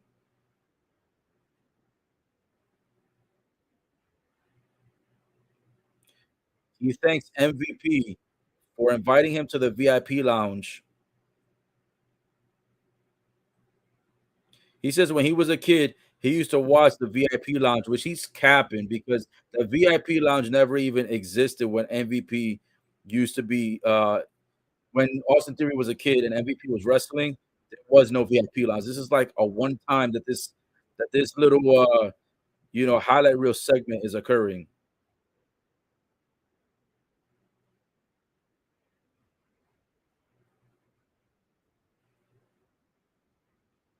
Austin Theory getting smart with the fans now. He says, "Yo, check this out. The VIP Lounge presents ATL. ATL instead of standing for Atlanta, he says it stands for Austin Theory Live. That's what ATL stands for." And then the fans started booing him. And one fan in the back, they showed an NWO shirt clapping for Austin Theory.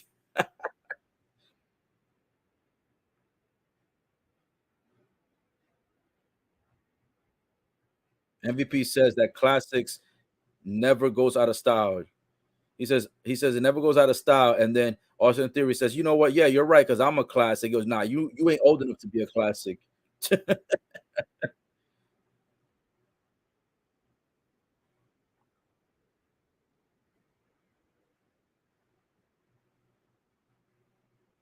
Oh, now he's talking smack to Austin Theory, saying that after the chamber, he may not be the champ. And now the fans are chanting, "You suck." Now he tells the fans, "You shut up, because I am the champ." That boy's going super heel right now.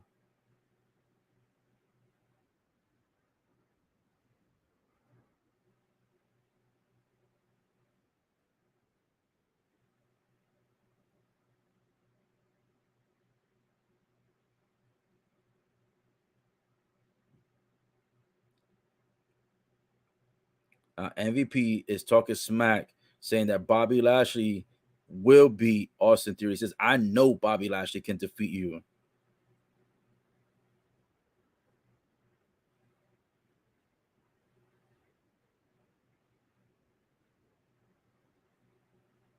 Man, who's going to be fighting for this title? They need to hurry up and announce this. These boys are kind of stalling. These guys are stalling so long.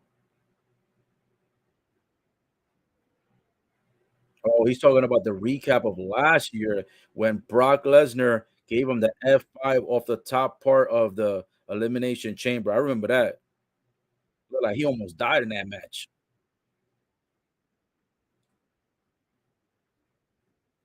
Bro, he's like the modern day John Cena. He says, I am the aggression that this company needs right now and that these fans need right now. John Cena started doing this back in the days where he would talk about ruthless aggression when John Cena was trying to copycat the whole WWE Attitude Era. It seems like every generation tries to copy the Attitude Era. John Cena tried to do that, and then now Austin Theory seems to be doing that.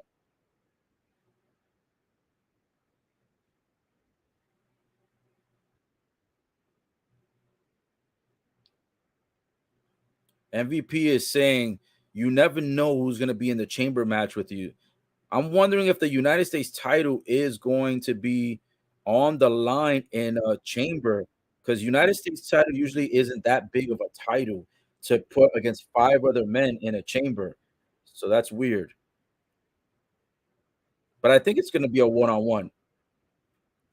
Now MVP's talking smack saying that Bobby Lashley is more dangerous to you than the Undertaker ever will be. Which that's a big sell because I don't know about that. Undertaker's pretty scary, my friends. Bobby Lashley may be scary, but Undertaker's a different level of scary. Now Austin Theory tells them, "Yo, let's stop talking about the past and let's speak on something else."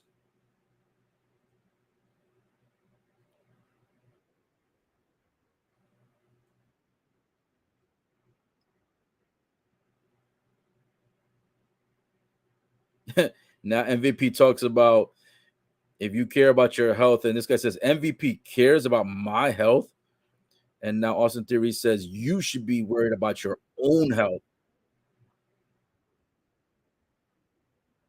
And now he says you should be worried about Bobby Lashley's health.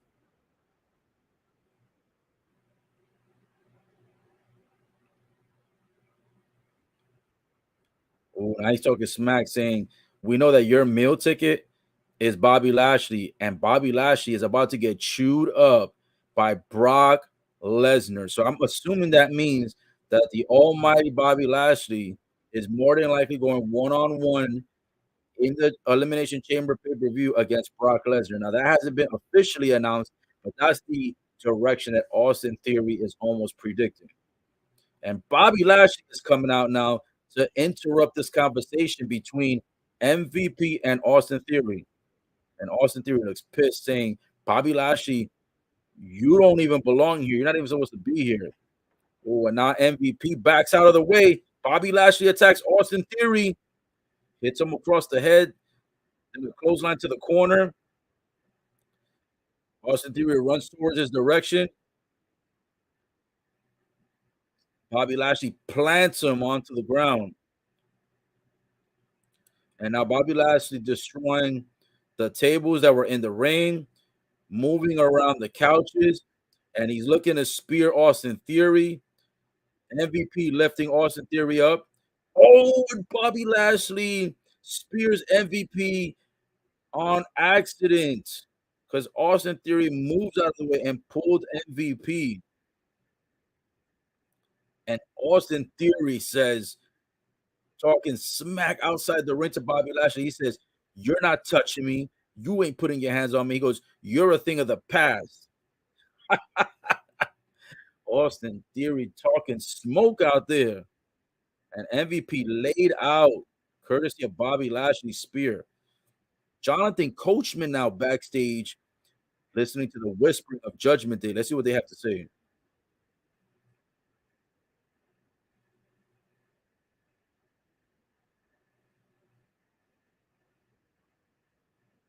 My bad. I said Jonathan Coachman. This is not Jonathan Coachman. Oh, man. I'm so used to seeing Jonathan Coachman doing these backstage things years ago. But yeah, Judgment Day right now being asked, what are they going to do about the situation with Edge, basically, because Edge has attacked them earlier tonight. And now Finn Balor, he says that Cody Rhodes has been stealing from him for years.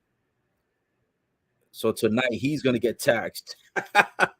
Well, I think I see why Finn Balor is the one that's going to go one-on-one with Cody instead of Dominic. However, I still think Dominic should have been the one, since he was insulting Cody Rhodes' dad in the intro segue that they had together.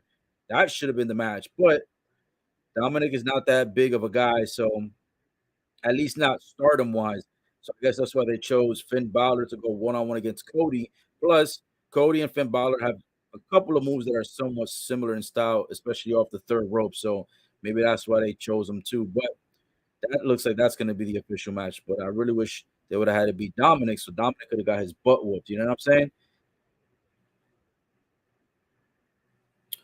We got Kyle Andrade. Kyle Andrade says, got a question for you. When is WrestleMania? Very good question, Kyle. Very good question. So WrestleMania every year is on April. Usually either April 1st or April 2nd or April 2nd, April 3rd type of thing. So WrestleMania used to be a one-night show, but of course, a couple of years ago they made it a two-night show, especially around the COVID time, when that stuff started happening. But anyways, it's supposed to be, I believe, let's actually look it up here. I think it's April 3rd and 4th or April 2nd and 1st. I got you. Let me pull it up right here. I'm going to pull it up and I'm going to share my screen in a moment so you guys can see what the date is going to be on that one. Let's see. WrestleMania 2023. Let's see. AKA WrestleMania 39. This is the 39th installment of WrestleMania. So that means next year it'll be 40. I wonder where they're going to host it for 40. So yeah, WrestleMania goes Hollywood Sunday, April. So Sunday, April 2nd. So that means the first would be Saturday. Usually it's Saturday and Sunday. Let's see. Should be a two-night event. It's only saying the second for some reason, but it should be. Yeah, nope. I found it right here. Here we go. I got you, boys. I got you. Here we go. I'm gonna post it right now on the screen. Let me share. Let me share the screen with you guys. Here we go. Right now it's on a commercial break, by the way, so we have time to share this real quick. Here you go.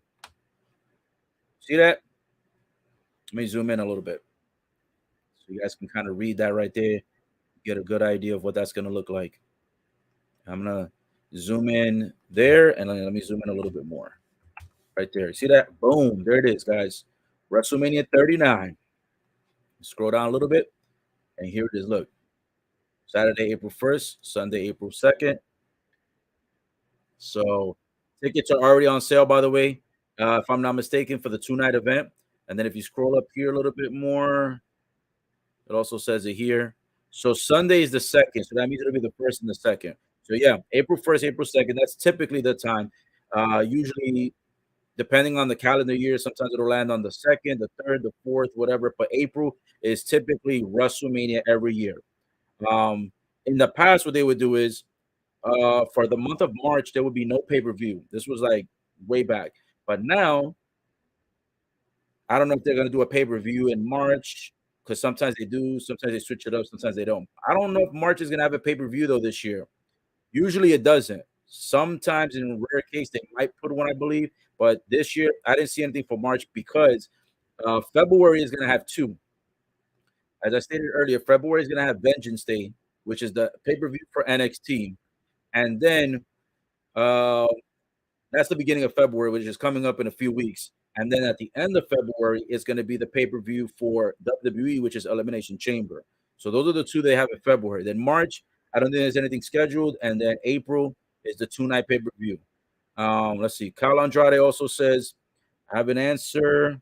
Says, "I can't lead, have a problem, so I don't know what it is." Oh, I apologize, Kyle Andrade. So he says he has a disability and he can't read. So my apologies. Okay, so you're listening in. Cool, no problem. So yeah, I shared the screen, but since you can't see the screen, no problem. So yeah, it's scheduled April 1st is on Saturday, and April 2nd is Sunday. So night number one will have its own set of wrestlers, its own set of titles on the line, and then night number two is the same thing. It'll have its own set of wrestlers and a different set of championships that'll be on the line. So yeah. Now here's the thing: since Roman Reigns has both of the heavyweight titles, and he's not required, even though he has both of the titles, he's not required to defend them on both nights. He's just going to defend them. More than likely, he's going to defend the two titles, right, to one person.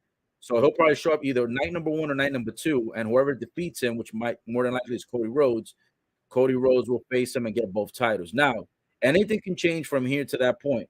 Usually, when the titles are unified, they still keep them that way at Mania. However, there's a possibility that they could decide to separate the titles this year. Who knows?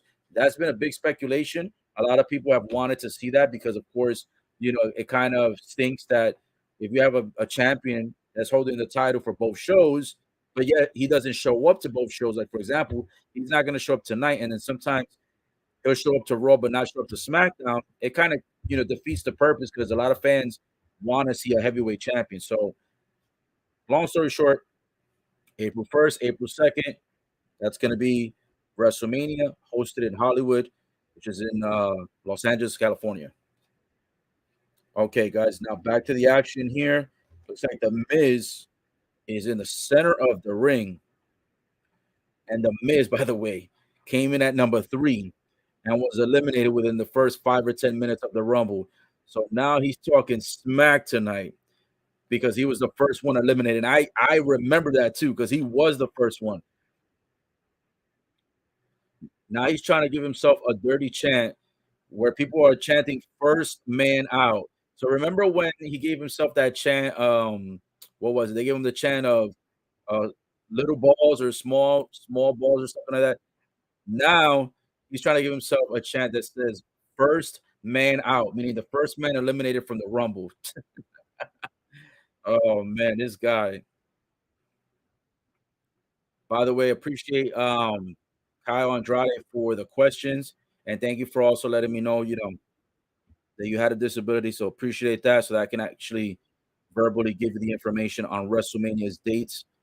So yeah, tune in April 1st and April 2nd. If I don't go there live, I'll be more than likely hosting a live stream for both evenings.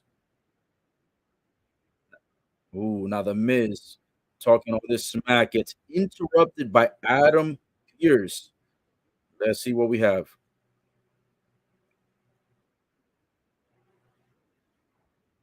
Adam Pearce says tonight, someone else.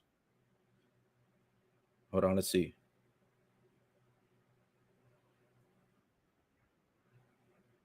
So he says that he says that the Adam Pearce says that The Miz is always complaining and he always wants an opportunity for something else. So he says, "Yo, you got an opportunity right here, right now, tonight." And he says, "I got somebody who's going to be doing the WWE Raw roster again, and maybe you can go and have competition against him." Guess who it is? Rick Boogs. I don't even remember the last time this guy wrestled. I don't remember the first time he wrestled. He's kind of like one of the fake versions of like Scott Steiner, like Rick Steiner, more like Rick Steiner from back in the days when he first started WWE. Rick Boogs is officially on the WWE Raw roster, and I guess Adam Pearce is saying Boogs can go one-on-one with The Miz tonight. And The Miz is like, Boogs? Say, you want me to have a match with Boogs? He says, I have a $10,000 double press suit that my wife bought me, and you want me to fight this guy?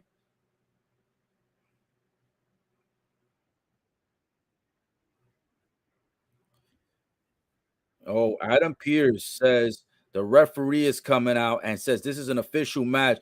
The Miz doesn't even have ring attire on. He's in a suit. Now, it's not a $10,000 suit. He's definitely capping. He's definitely exaggerating on that. But he says that Boogs is, ready for competition. The Miz says he's in a suit. He's not ready for competition. Boogs lifts the Miz up. The bell has rung. He throws him over into the corner. And now the Miz says to Boogs, yo, back up. He tells the referee, back this guy up, man. Bro, and Rick Boogs got no pop, bro.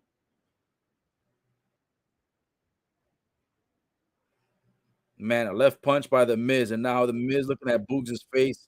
He regrets he ever laid a hand on him. No, no, big Rick Boogs has got the Miz up in the air. He's over here swinging them side by side, bro. This is so weird. This little swing around that he was doing, bro, it looks so weird. It looks so awkward. I get slammed over to the corner. Rick Boogs with a gorilla press, lifting the Miz over his shoulders. Ooh, and then brings him down with a power slam. And a slam is enough to get the victory. And the Miz gets defeated out of his shoes. His shoes popped off. And Boogs gets his first victory on Raw, or his first victory in a year? I don't even know when was the last time or the first time he was in the ring, like I said. Well, the Miz catches another loss and embarrassed. All right, now we've got Chad Gable and Otis behind the scenes having a conversation.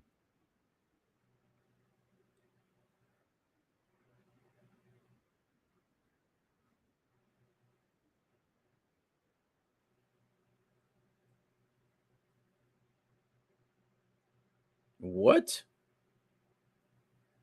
I forgot the names of these guys, but if you guys remember, there's these two dudes that they just dress, fashionable, I guess would be the word. And they don't really wrestle, and they're always with this woman, and, they saw Otis backstage, and Otis is acting all, very Otis-like, and they're like, "Man, what is that?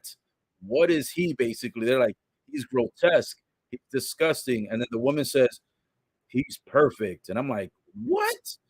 So this woman is probably about to try to draft Otis into their little faction, the same faction that doesn't even wrestle. Um But nonetheless, that was the little segue backstage, not anything important, obviously. Kyle Andrade dropped out a comment. Kyle says, WrestleMania, can't wait for Cody Rhodes to destroy Roman Reigns. He says, and you don't know where it is.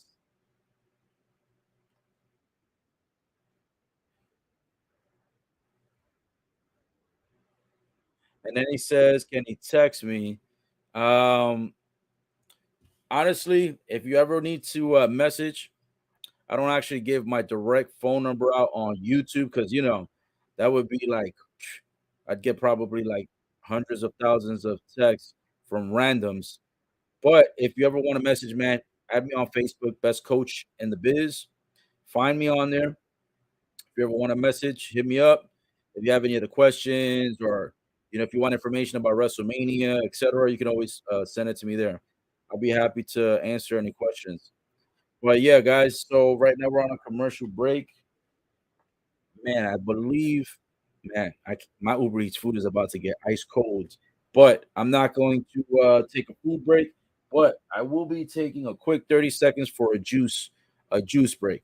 Let me go ahead and get me some fruit punch here. I'll be right back.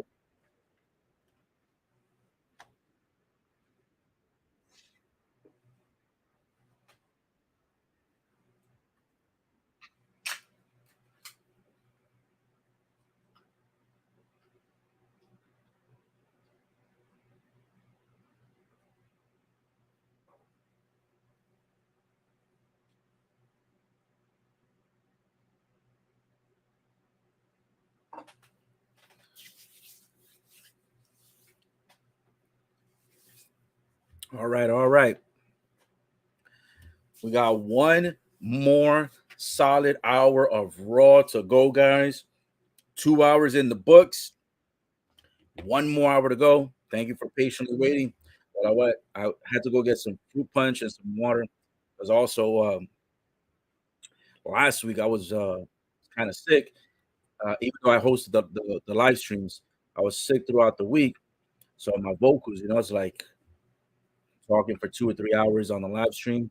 Vocals sometimes, need some replenishment. So a little fruit punch, a little water gets the job done for now. And we got one solid hour left to go. As you guys may or may not know, Raw hosted 3 hours from 8 to 11 Eastern. And Central Time, that's 7 to 10. And Pacific Time should be 5 to 8. Which that's crazy that Raw airs in the Pacific 5 to 8. That's super early to watch Raw. That's crazy. I guess Californians and people of the Pacific side are used to that. You know what I'm saying? I don't know if I could watch Raw that early at 5 o'clock. That'd be super early. I'll tell you what, too. If you guys don't have Peacock to watch the pay-per-views, get it. It's worth the money. Like I said, and I'm not an affiliate or an ambassador of Peacock, so I don't make any money off of that. But what I will say is they also let you watch the replay for free, and they let you watch some older content like WCW content, WWE when it used to be called WWF, Attitude Era stuff like 90s stuff. You can watch all of that great content, bro, on Peacock. It used to be on the WWE network, and I don't know what happened with the network that it just shifted over to Peacock, a couple years ago, but that's what it is. But it's got some throwback content. So if you want to catch some recaps of that stuff, it's good. Now, if it's newer content, let's say for example, like the Royal Rumble that just happened 2 days ago, that takes a little bit longer, I think, for it to post on the Peacock network. I think they say it takes like 30 days or something like that. Same thing for Raws and SmackDowns.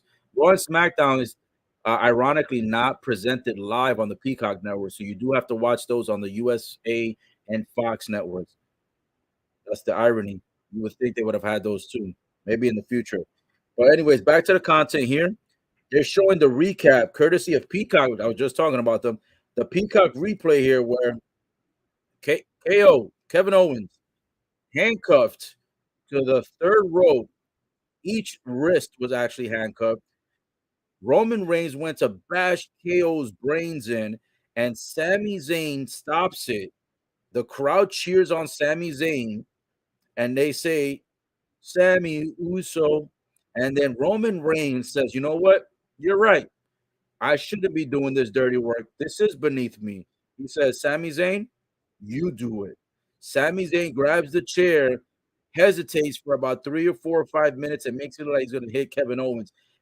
And Roman Reigns starts shoving Sami Zayn across the face, real nasty, just snuffing him. And then Sami Zayn whacks Roman Reigns on his back with the chair. The crowd gets ecstatic, they go crazy, they get excited. Jimmy looks at him like, "Are you crazy?" Jey Uso says, "Come on, man, why would you do this?" And then Paul Heyman looks at him like he's crazy. Jimmy gives a massive super kick to the face of Sami Zayn, lays him out, starts punching him relentlessly. Then Solo Sikoa picks up Sami Zayn and gives him the Samoan thumb across the neck, lays him out. Then they start waiting for Jey Uso to then go ahead and do one of his finishers. And Jey Uso surprisingly leaves the ring and leaves his family behind and then goes into tears. And the family cannot believe that Jey Uso pretty much betrayed them by not attacking Sami Zayn. Jey Uso leaves. Roman Reigns continues the assault, and then he rips the shirt that says honorary Us.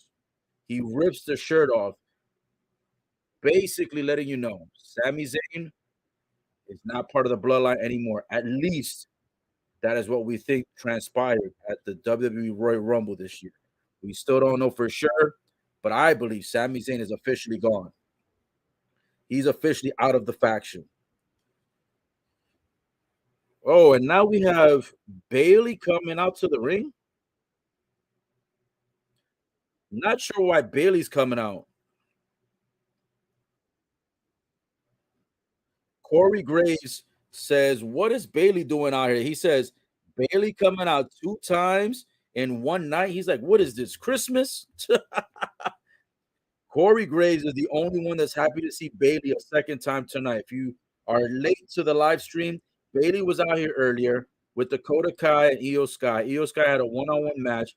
She defeated LeRae, Candice LeRae, and Bayley was out here running damage control basically. And so now she's out here tonight again.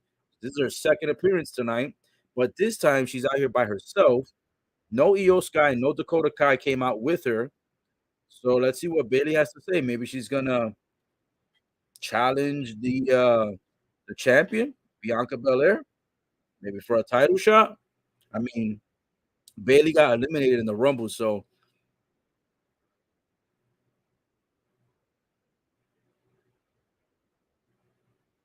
now Bayley's got the microphone here. Cool pair of shades, though. I'm not gonna lie, her shades are nice. She's funny too. She was walking in the ring. She's like this, giving thumbs down to this kid who looks like he's 10 years old.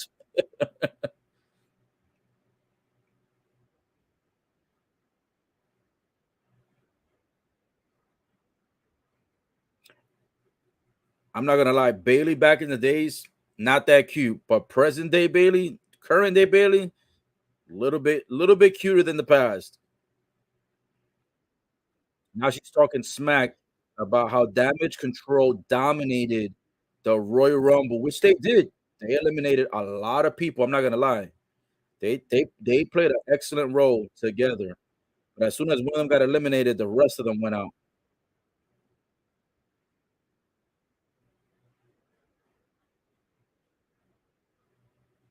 Oh, Bayley's now talking about how she single-handedly eliminated Becky Lynch. She's doing this little over-the-top rope gesture. she's like, she's like, I'm done with her. No more Becky Lynch. She's like, it's over.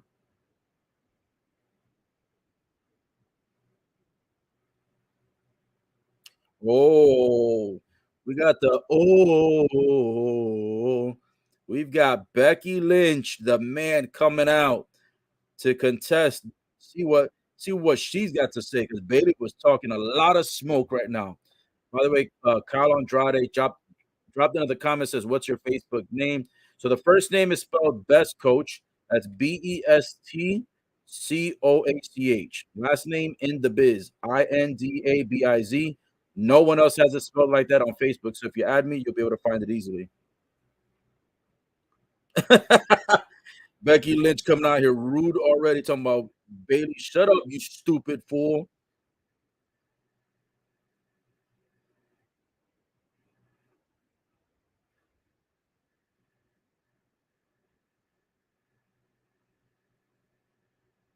Becky Lynch says that she's already won the Rumble in the past. So her actual accomplishment this year is to have made sure that Bayley and the rest of Damage Control didn't win, which if that was her goal, she succeeded because Bayley, Io Sky, Dakota Kai all were eliminated.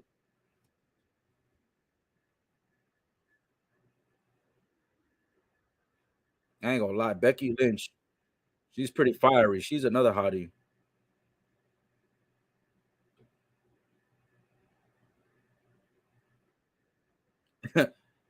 Becky Lynch was getting the crowd slightly excited, and Bayley says, "Pipe down, you idiots." She's always got snarky comments to the to the fans.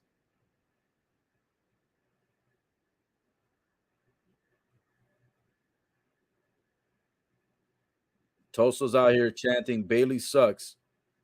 There's like 4 people, 3 or 4 people front row with banana hats on. Did they come in with that or did they buy that apparel at the stadium? They got these banana hats on. What is going on here? They're front row.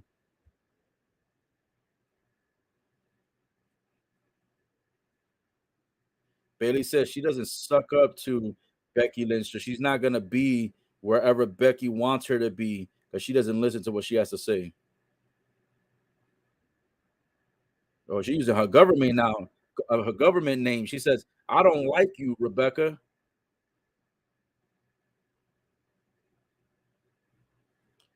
Bailey says, "You're not good enough to be in the ring.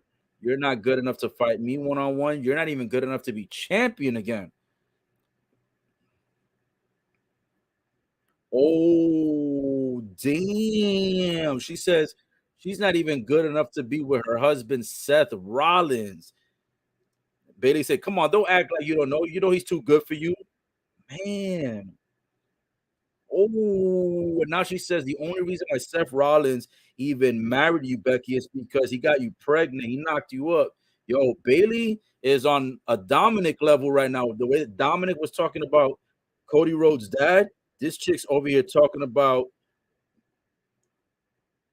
damn, she's talking about Becky's relationship and her husband.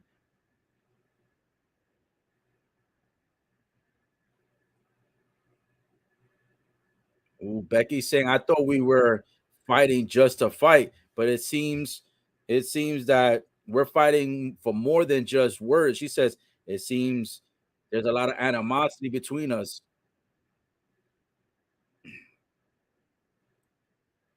Becky Lynch offering a challenge for the steel cage match again. But she says this time I want it one-on-one next week. I think next week is in Orlando. She said I want it one-on-one once and for all. Oh, and Bailey Bailey says nope, no steel cage match.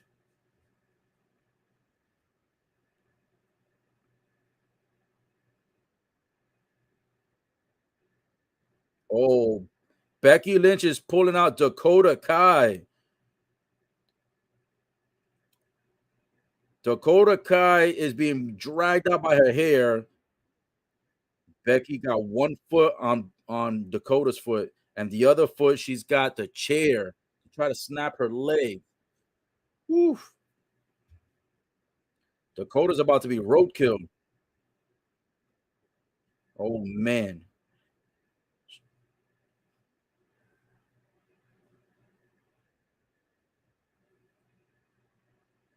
And Bailey caves in and says she can have her match next week, the steel cage in Orlando.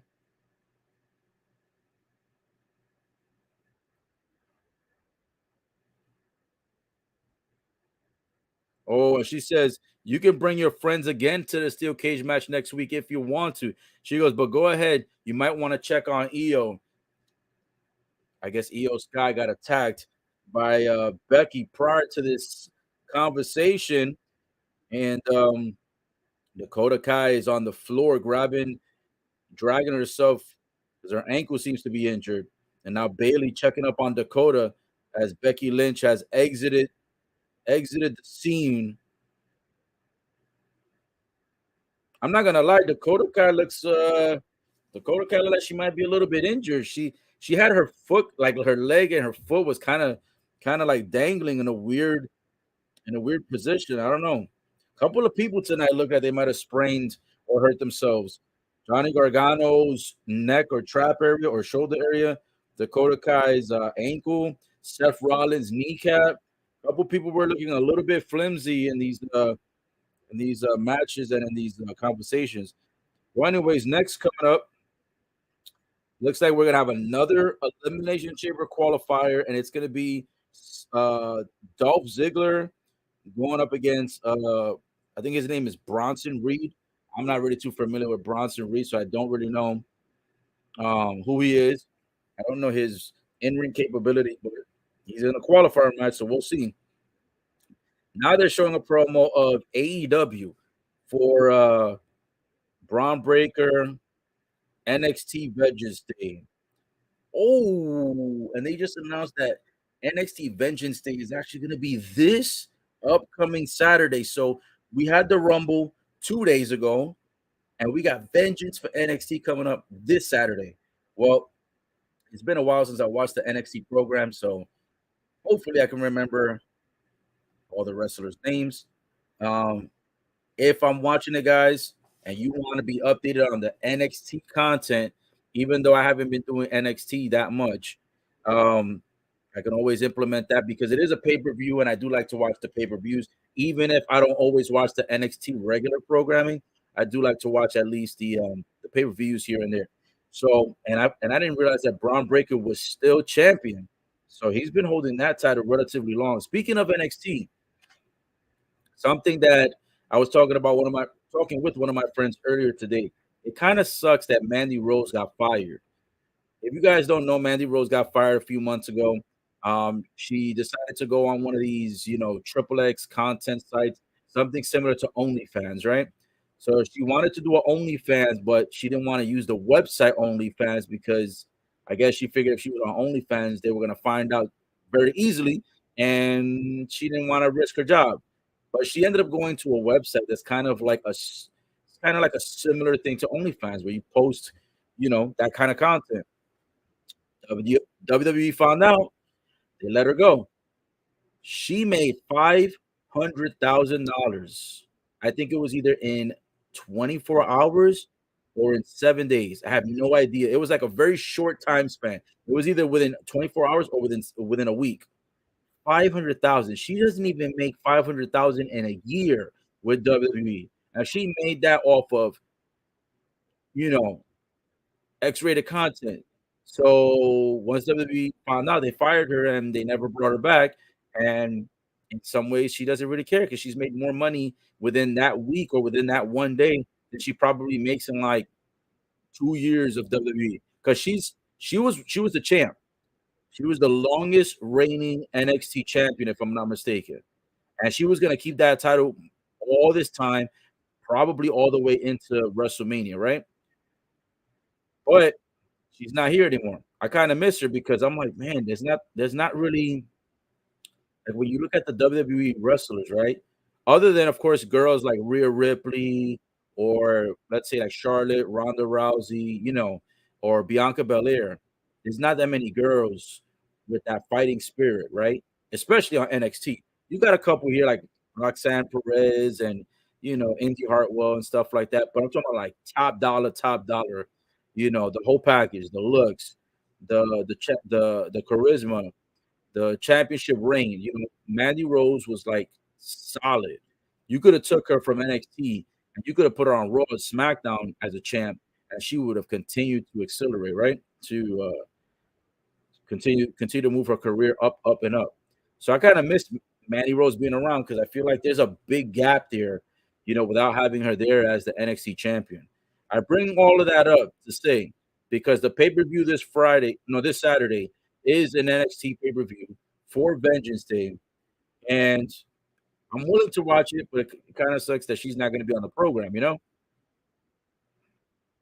I don't know. WWE sometimes has some very strict rules, and I'm surprised at that, considering that we're in this new modern day era where everything's about women empowerment. I'm very surprised that Mandy Rose was not kept, but WWE got some strict guidelines sometimes, and if you don't follow the rules, you break the rules. Depending on how bad you break the rules, they get you kicked out. So, but yeah, I digress.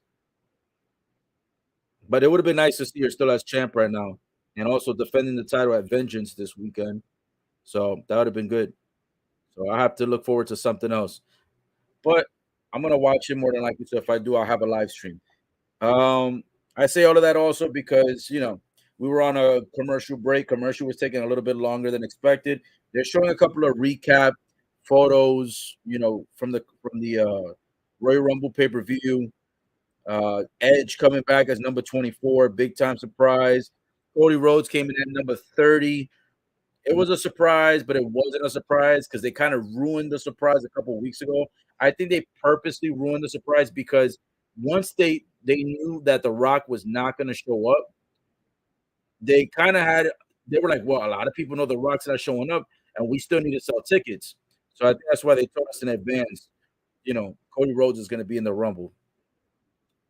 All right, so here we go. We got Kathy Kelly again backstage, but now she's interviewing Adam Pearce.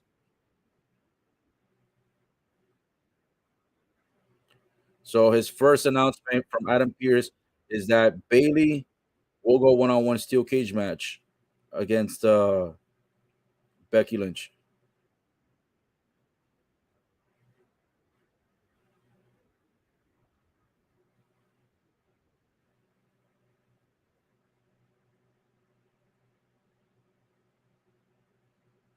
Not he's saying that the winner. Let's see.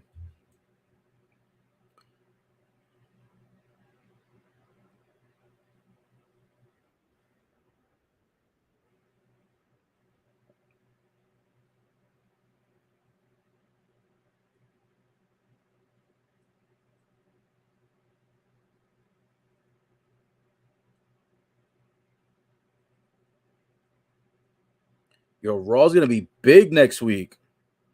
He announced a fatal four-way women's match. He announced who's gonna be the winner facing the women's champ.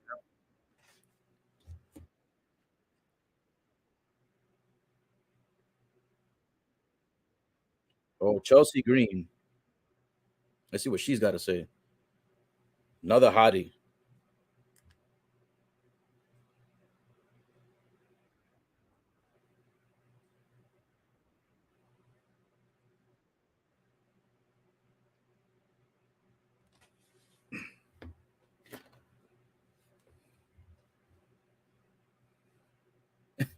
Chelsea Green interrupts Adam Pierce um, to talk about why she doesn't have her own private room, why she doesn't have sparkling water, and why she doesn't have, I guess, chocolate candy in her dressing room. Yeah, Chelsea Green was also a big surprise appearance that most people didn't expect, but she got eliminated fast.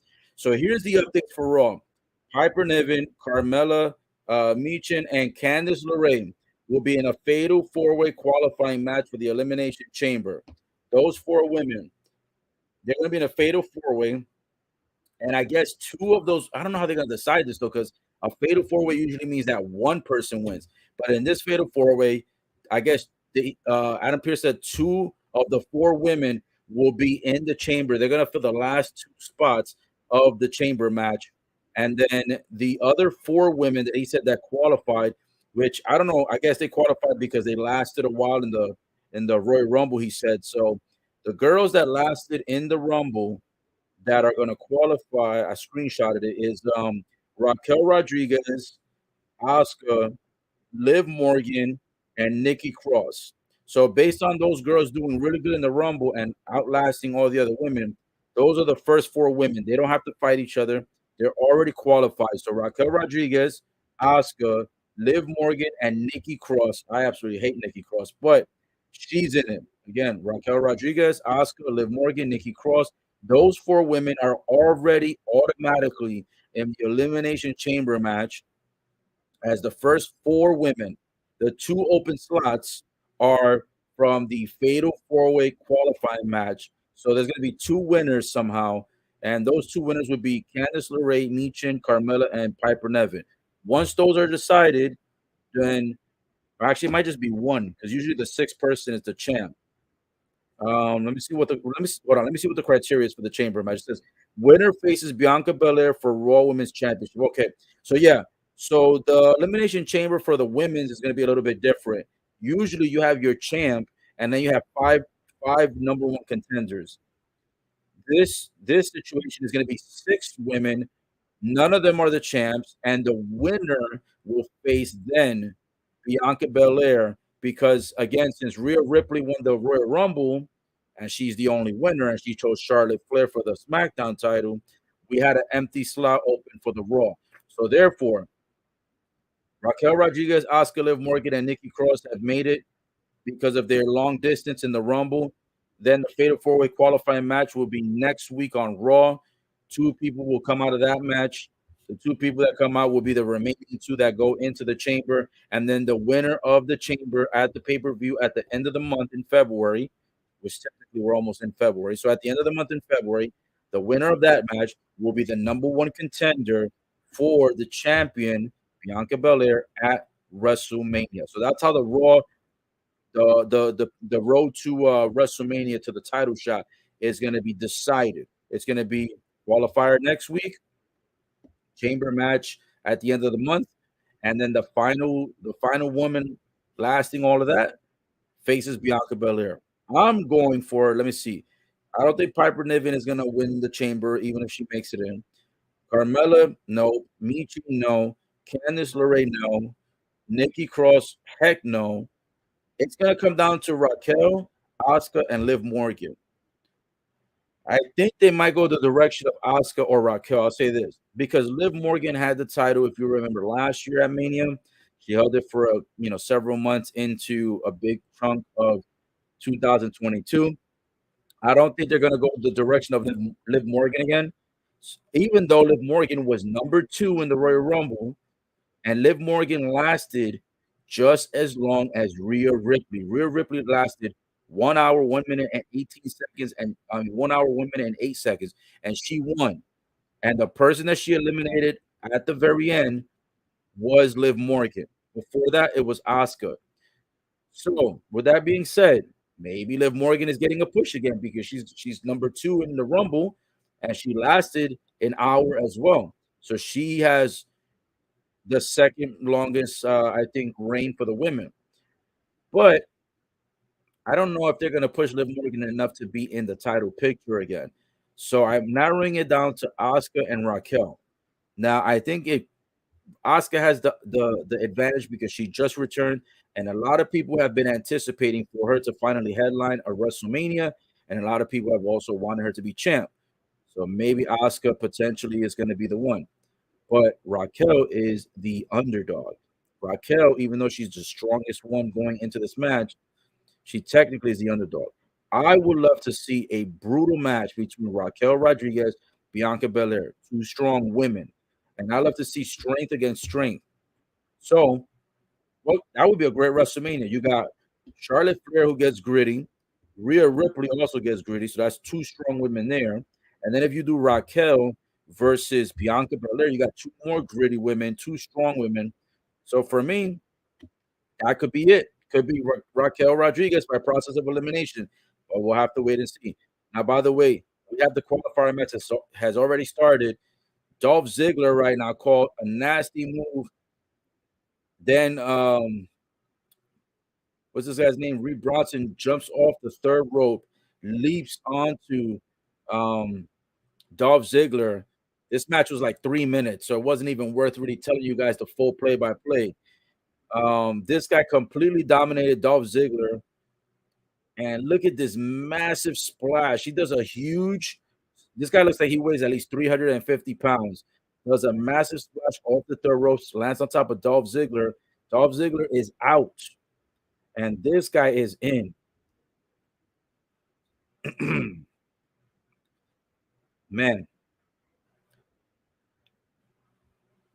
Bronson Reed is the number 4 entrant for the Elimination Chamber in a match that lasted like 3 minutes against Dolph Ziggler. Well, nothing much to tell you about there other than the winner, to be honest. Next coming up is Bianca Belair. She's here tonight, so apparently she's going to be speaking tonight. And I'm pretty sure it's going to be about her competition for WrestleMania. How much time do we have left on Raw? Raw has roughly about 30, 34, 35 minutes. So that's maybe one more match. Bianca Belair talking. Yeah, that'll probably be it. I'm guessing maybe they'll do one more qualifier match, either for the men or the women's. No, actually, it'll be for the men's because the women's will be decided next week on Raw. So we'll probably have one more qualifier. We'll have maybe Bianca Belair give her thoughts on the Rumble, how she successfully defended the title, how she's going to go to Mania, and who she's going to compete with. So not too much left here for Raw. So it's been a great ride, guys. We got 30 more minutes to go roughly, and that'll conclude Raw. Now, I'm not closing the show, though, so don't go anywhere just yet. We still got more stuff to keep you updated, but just give you the FYI and the heads up of what's coming up next.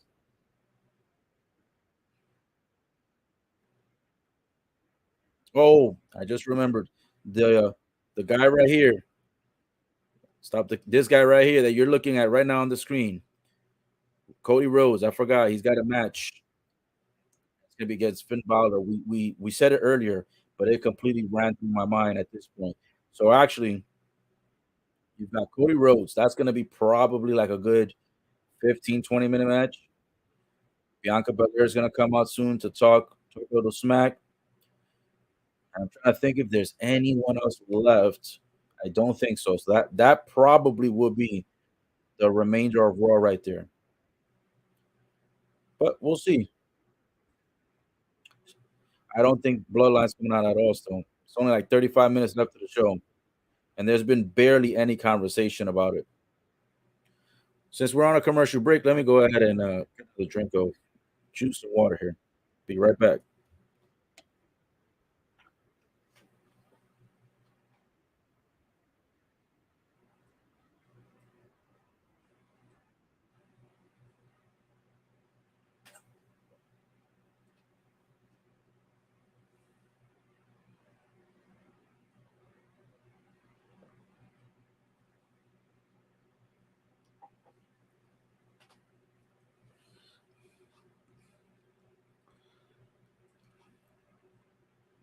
All right. Appreciate you guys waiting that quick little 30 seconds or so. Looks like we're still on a commercial break right now. Commercial should be done in the next couple of minutes. We'll give it a little bit more time.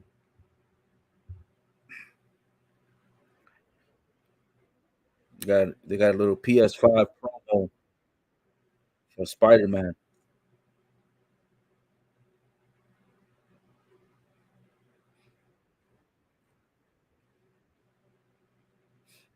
I'm not gonna lie. I'm wondering right now they got a Drew McIntyre promo, but it's not for WWE. It's for like Cricket 5G. He's promoting the cell phone network. I'm wondering what do they want to do with Drew McIntyre and Sheamus ultimately because they were doing really solid in the Rumble, but they both got eliminated. I'm wondering are they gonna have those guys do another tag team championship match or what? Because ironically, Sheamus and Drew McIntyre were actually in a qualifier match last week, but they ended up leaving the match. They disqualified themselves because they never returned back to ringside. And then that's when Braun Strowman and Ricochet came out, took their opportunity, won the match, and now those guys are in the finals. But if Sheamus and Drew McIntyre would have just fought the match like they were supposed to, they would have easily won and they would have been in the finals. Then they would be going up against Imperium, and then they would end up getting number one contendership against the Usos.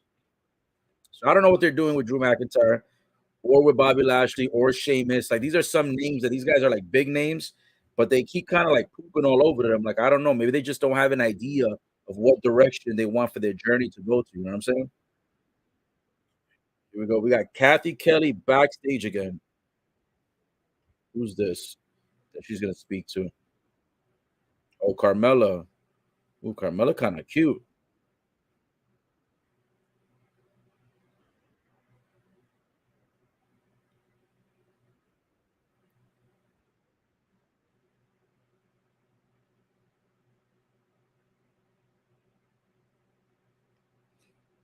She says she's the moonwalking, trash talking of something of Staten Island. She says, you got to be more excited to talk to me. And Kathy Kelly right now is looking at her like, bro, she's so ditzy. She's like, this girl is so ditzy. She said, who hired this chick? Kathy Kelly does not want to interview her anymore. Oh, Oscar. Oscar interrupting Carmella's interview with Kathy Kelly. Oscar has no paint on her face, though. She came dressed to impress. Oscar got a little cute outfit on today.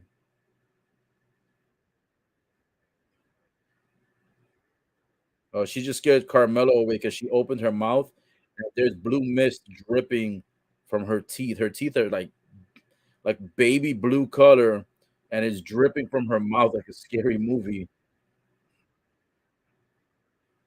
By the way, earlier I called this guy Colin Patrick. His name is Kevin Patrick. I have no idea who this idiot is anyway. I don't really care. But he's one of the announcers there. Oh, they're showing the recap last year of WrestleMania when Rick Boogs was carried out at WrestleMania because he tore his quadricep, and it was because he tried to lift two guys like this gorilla press over him. If you guys remember, I didn't remember him until they showed the recap. I was like, I remembered his face a little bit and the name, but I was like, where's he from? So yeah, he got injured last year. He's been gone for a year with a quadricep injury. He's backstage right now with the Street Profits.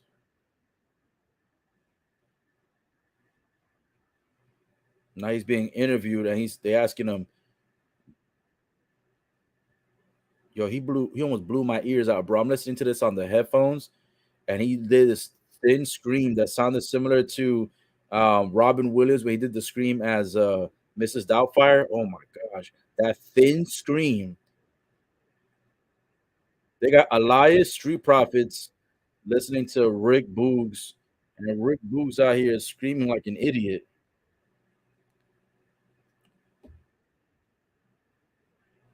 Now Montez Ford over here enabling his actions. Talking about, yeah, we missed him. Now this idiot screaming again, bro. This dude is jacked on roids, bro.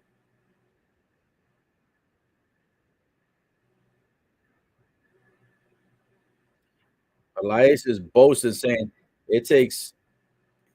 He says it takes what do you say? It takes real skill to do something. This segment is kind of like a waste of time. They got Rick Boogs with Street Profits with Elias. That's like four guys that don't even have anything in common.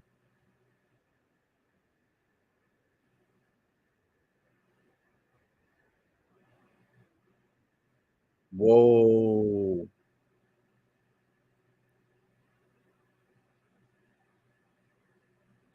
So Montez Ford is going one-on-one with Elias next week for a qualifying match to enter Elimination Chamber. And Dawkins is going one-on-one next week as well. And he's going to be in a qualifier match. I forgot what he just said, but he said Dawkins is facing a bit. He said somebody, he said one of these big names.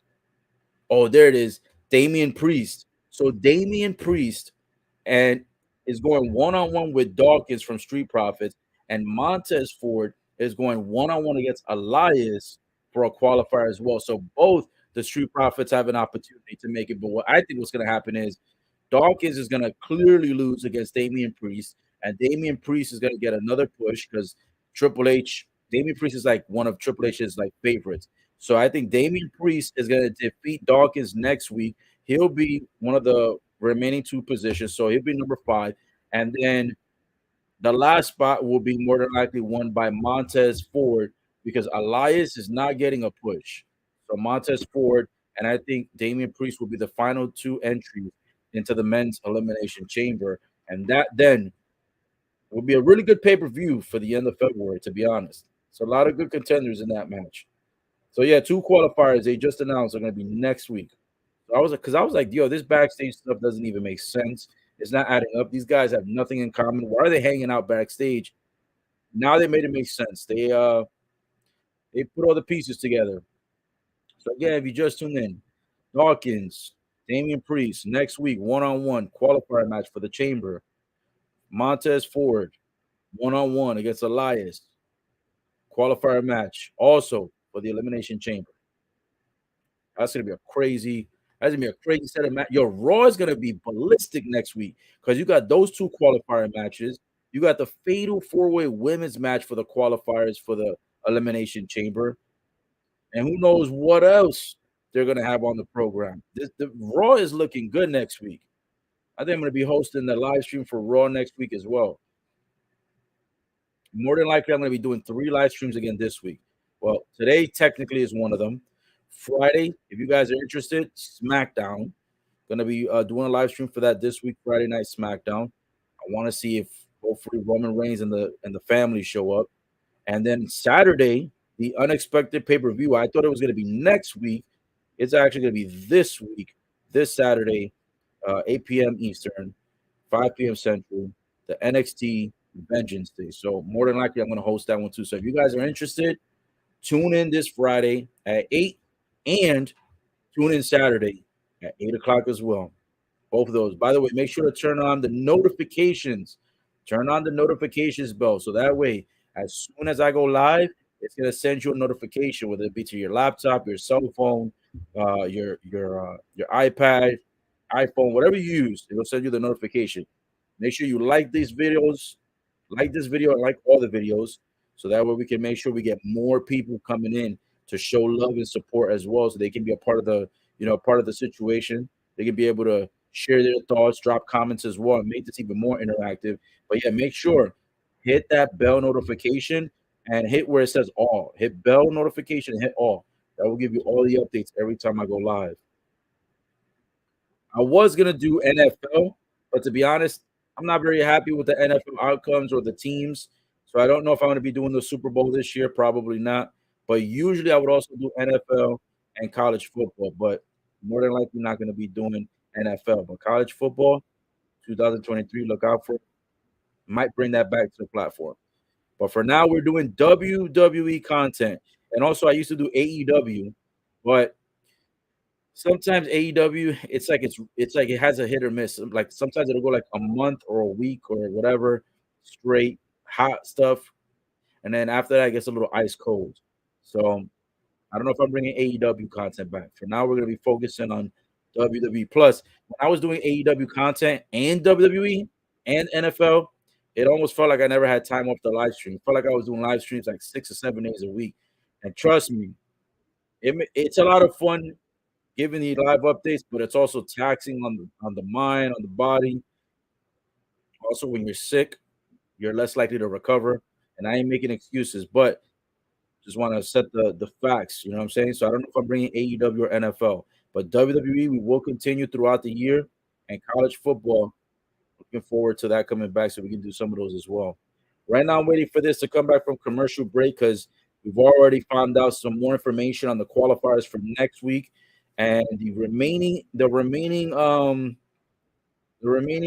upcoming segues for this Raw, I believe now should be Bianca Belair, and then after she's done talking, then it should be Cody Rhodes versus Finn Balor, and that should close it out because now we're down to about 19 or 20 minutes of the remaining show.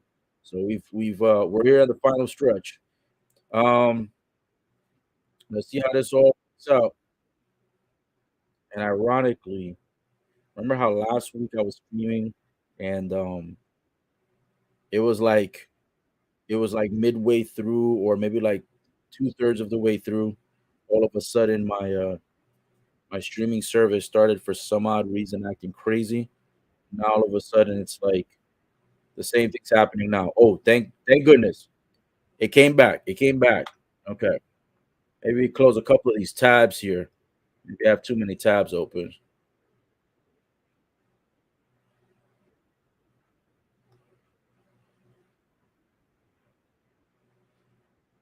It would be nice if they gave Elias a push, but he's definitely going to lose to Montez Ford. That's for sure. He's definitely going to lose that match. I don't see him winning that joint at all. Cannot see him winning that at all. Damian Priest going against D'Angelo Hawkins though is going to be crazy. Oh, actually, it looks like they're going to do the Cody Rhodes versus Finn Balor match first. Okay, that's different. That's interesting.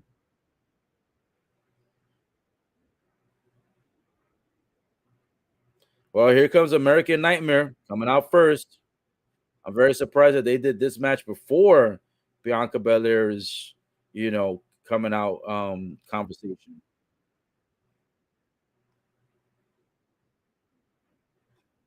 Well, guess it's gonna be that. Cody Rhodes already on his way to the ring as we speak. Already been introduced, and he's about to get inside the squared circle. This is gonna be crazy right now. Yep, looks like next week is going to be in the Amway Center in Orlando, Florida. Tickets are now on sale. I'm not going to lie to you. I am so tempted to want to go to that Raw live. If I don't go, I'll be doing the live stream, of course. But I am so tempted to want to go to that one because it's not too far away. All right. Here we go. We've got The Judgment Day music. Well, actually, this is Finn Balor's version of the Judgment Day, because he's the one that's actually wrestling. You got Dominic coming out with this mask across his face, acting like he's one of the one of the gangbangers. I feel like he's hood. This boy Dominic. He needs to put more passion into his mic, you know what I'm saying, when he's talking. Feel like Dominic could be something if he puts more effort. It almost feels like he doesn't put enough effort. Like sometimes he's funny, but sometimes it feels like he doesn't put enough effort in what he's saying. Like what he's saying is like it sounds good, but the delivery is kind of like weak sauce. You know what I'm saying? He's got to get the money on that.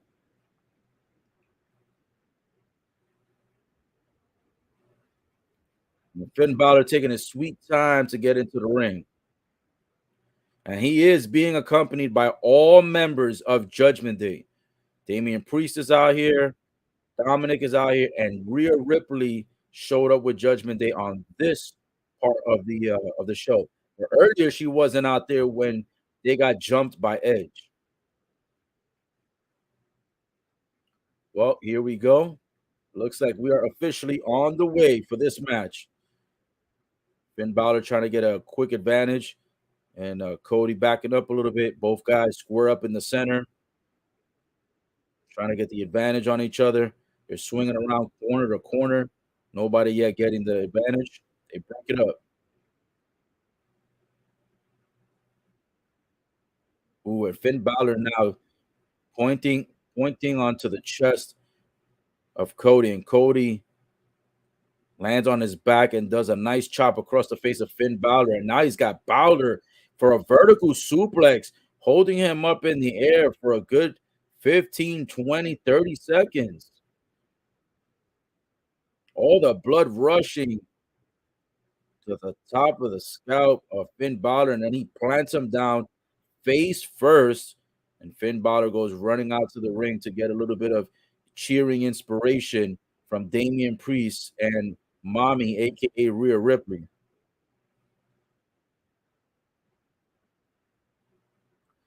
Yo, they still got a NXT UK? I don't think so. I got the promo here for NXT for tomorrow. Probably not gonna be live streaming that one. Finn Balor, man, taking forever to get back into the ring. This guy's acting like we got all night, brother. Get back in there and wrestle. Man, oh man. All right, they're back in the ring. Finn Balor over here trying to reach his right hand over to see if Cody will go ahead and grab on, try to get an unfair advantage. He ends up backing up. Then he puts Cody in a nice chokehold. Cody's trying to lift him up to break the hold. Finn Balor brings Cody to his knees and still retains the chokehold. Now Cody's got the legs wrapped around Finn Balor's face, but then he breaks out of that and still retains the chokehold across Cody. He's got Cody held tight right now. They both get on their feet. Cody throws him to the ropes. Finn Balor runs over Cody, goes to the other side of the ropes, and then Cody goes to duck, and then Finn Balor with a kick across the shoulder of Cody. Now Cody over here stepping back a little bit. I don't know if he's trying to play possum, but he's acting like his arm or shoulder is in pain. Finn Balor now has got Cody wrapped around behind. He's got his arms around his back, puts him to the ground, and now he's got one arm being pulled to the back, and then he's got his hand into the neck area of Cody. And now Cody reverses, and now he puts Finn Balor in a one-arm submission hold. Finn Balor gets on his feet and grabs the ropes, intelligently going after the ropes to have the referee break up the hold. And then Cody Rhodes a massive chop across the face of Finn Balor. Now he catches him in the face again. Now forearm shot across the face of Finn Balor. Cody throws him to the ropes.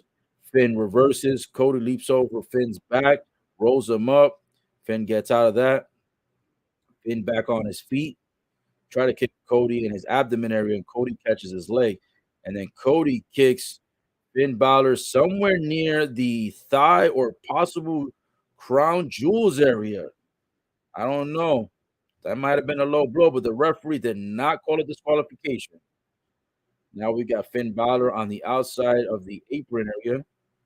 Outside of the ring, I should say, near the apron area where the ropes are. Gets back in the ring. Cody throws Finn Balor to the other corner.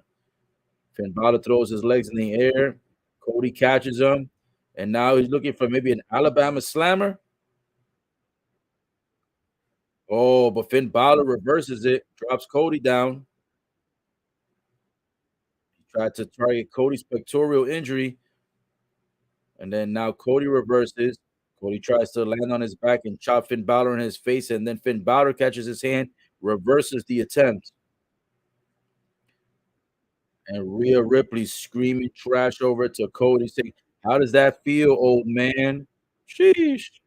Rhea Ripley out here talking smoke. That girl is on it.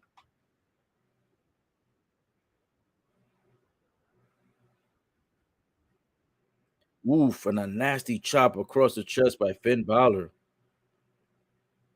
He's got Cody wrapped over in the corner, taking the arm and wrapping it around the third rope.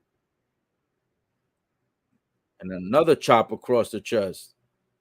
Sheesh.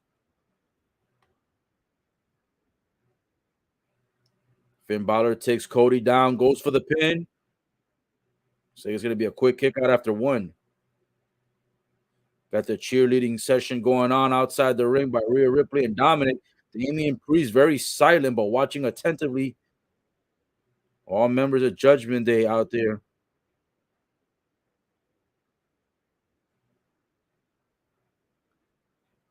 I don't know if they told Finn Balor or anything, but this is not a lumberjack match, so I don't know why he's got a whole bunch of lumberjacks outside of the ring for some reassurance, for some insurance policy here. Finn Balor goes on the outside of the ring. He's standing on the apron section, talking smack to the people. Now the whole Judgment Day talking smack to the people as well. Everybody talking smack to the fans. Now he's got Cody bent over on the second rope, no pun intended, kicks Cody in the chest. Then he tries to catch him with a second one. Cody grabs the leg of Finn and then just snaps his leg through that rope. And then Cody leaps off the third and kicks Balor right in the face. And Finn falls off the apron to the outside pavement. Cody running, goes rope to rope and flies through the second one and lands on top of Finn Balor and taking him out. Damian Priest tries to attack a cheap shot. So Cody Rhodes goes flying over the barricade. Dominic tries to get a cheap shot. Cody Rhodes throws him over the announcer's desk. Rhea Ripley did not attempt to go and attack. He's back in the ring. Finn Balor goes towards Cody. Cody leaps over, does a nice little spinning suplex on the middle of the ring, and then goes for the pin and almost tries to get the victory. But there's a kick out by Finn Balor. Cody right now basically on a 4-on-1 if you really think about it. 3-on-1. He almost got assaulted by Dominic and Damian Priest on the outside of the ring. And he's going 1-on-1 against Finn Balor. Cody leaps off the second rope, but then gets caught midair by Finn Balor. Finn Balor with a nasty slam in the middle of the ring goes for the pin. And just a 2. And Finn Balor telling the referee, "You've got to count faster." Finn Balor getting frustrated with the fact that Cody continues to kick out. Sheesh. Right now, it looks like Rhea Ripley and Dominic raising their arms in the air, talking smack to the fans. Finn Balor has got Cody in the center of the ring, driving 2 elbow shots to the neck area near the upper pectoral, trying to see if he can re-injure Cody. Now he's pulling Cody's right arm behind him and then trying to see if he can keep the submission hold. But Cody is on his feet. Cody throws Finn Balor to the floor. And now Finn trying to get Cody and a nice little octopus stretch. Will he get? Oh, and he's got Cody in a nasty octopus stretch here. holding that right arm, the one that's connected to the same pectoral that was injured months ago.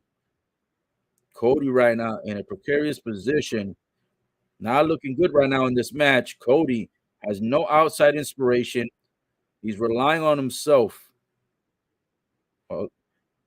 Although right now he was trying to lift Finn Balor's leg. Now Finn throwing some devastating elbow shots across the oblique and abdomen area of Cody. He's got Cody down on one knee, maintaining the submission here. But for a moment, and then Cody flips Finn Balor across the ring, then runs off the ropes and a diving elbow to Finn Balor's face. Goes for the pin, holds the arm down, but the 2 feet go up. Kick out after 2. Finn Balor will not allow Cody to win that easy. Sheesh.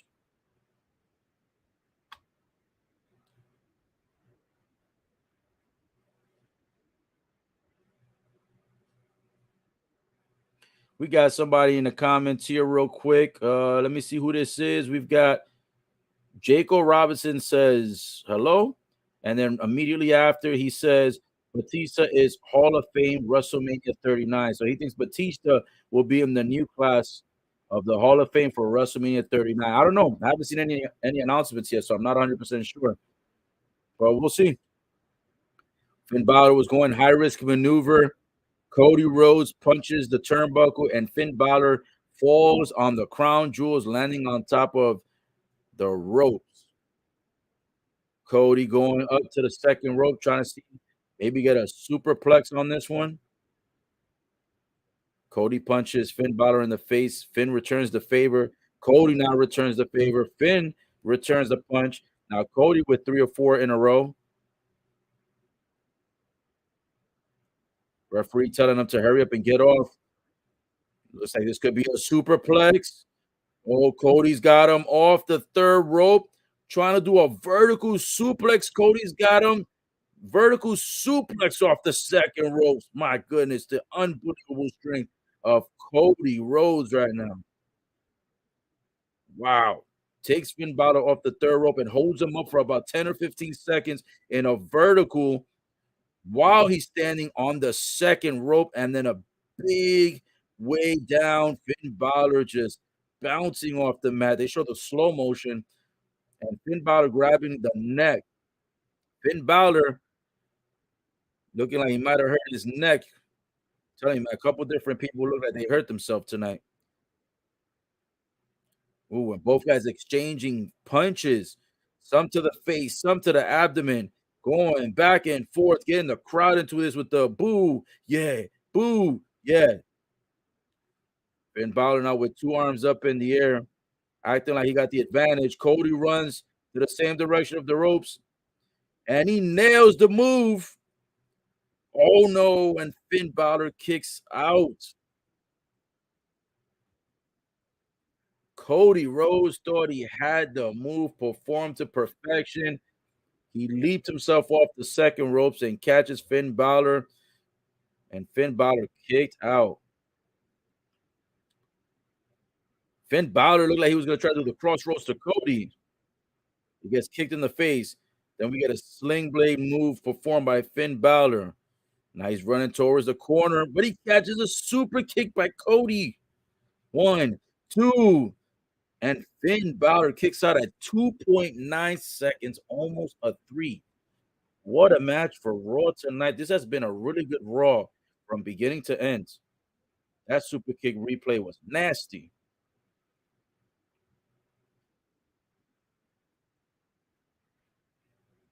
The fans are chanting for Cody. Cody going for the figure 4. Gets reversed. Finn Balor with the roll up. It's a kick out by Cody. Cody going back for the figure 4. He gets kicked in the butt. He gets shoved. He gets shoved out of the ring with that kick. And now Cody in a world of pain because he's got kicked out where Damian Priest, Dominic, and Rhea Ripley are all located. The referee is staring all down. Will they attack? Wait, who's this in the audience? And Edge coming from the audience. Damian Priest meets him halfway, and Damian Priest gets shoved into a hard portion of the barricade. And now Edge jumping over. He's by ringside now attacking Dominic. So he wiped out Damian Priest, and now he's attacking Dominic. Oh, and a spear to Dominic by Edge performed on the outside of the ring. And Rhea Ripley attacking Edge. Where's Beth? Come on. Beth Phoenix? A spear by Beth Phoenix to Rhea Ripley. This happened last night on the WWE Rumble. Last night, Beth Phoenix attacked Edge, and Beth gave Rhea Ripley a spear. And not last night, excuse me, 2 nights ago. And now Beth Phoenix on Raw again gets her revenge on Rhea Ripley.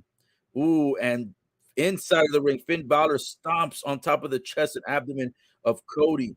Then he runs towards him, and he ends up doing a forward missile drop kick that ends up landing Cody on the mat. Finn Balor goes to the third rope. Edge creates a distraction. Finn Balor jumps off the third rope, trying to do a stomp onto Cody, but Cody gets out the way on his feet, does the crossroads to Finn Balor, but he doesn't let go after he does it. He does a second one, doesn't let go. Go to a third one is the charm. Does 3 crossroads in a row without letting go, and hooks the leg and gets the 1, 2, 3, and Cody Rhodes gets a victory over Finn Balor on Raw tonight, courtesy of Edge and Beth Phoenix, laying out Rhea Ripley, Damian Priest, and Dominic, all still on the floor outside of the ring. Woo! So Cody Rhodes came into the match with no friends, but he leaves the match with 2 new ones helping him out to wipe out the competition. I'll tell you what, Rhea Ripley's a really good actor. When she caught the spear by Beth Phoenix, not only did she catch it really good, pause, but she also sold like the impact of the move. She like flipped over, similar to like how The Rock used to do when he'll catch the stunner. And then on top of that, she sells it even more after selling it. Like she sold it the first time and then kind of like resold it and upsold it. What a great Raw so far, man. This has been a pretty solid show. I'll tell you what, man, this road to WrestleMania has been electric. Last week's Raw was good. Last week's SmackDown was good. Royal Rumble was good. Raw tonight is good. SmackDown this week's going to be good. Vengeance, the pay-per-view, should be good. And next week's Raw should be good. And let's not forget also the steel cage match next week that was already set in stone. They just showed it right now between Becky Lynch and Bayley. They had one previously last week, but it was interrupted by Eos Sky and Dakota Kai. Hopefully, the additional girls, will stay out of the picture. Oh man, Raw's over, and I didn't even see Bianca Belair. They literally said that Bianca Belair was up next. Like they said, she was up next in one of the segues, and they never showed her unless when my phone maybe froze for like 15 seconds, she came out, but I doubt it because it was on commercial break. Well, guys, I guess Bianca Belair is not coming out. She didn't come out tonight, at least not from what I was looking at. So I guess no Bianca Belair conversation. Maybe next week. Maybe they ran out of time due to this match. But yeah.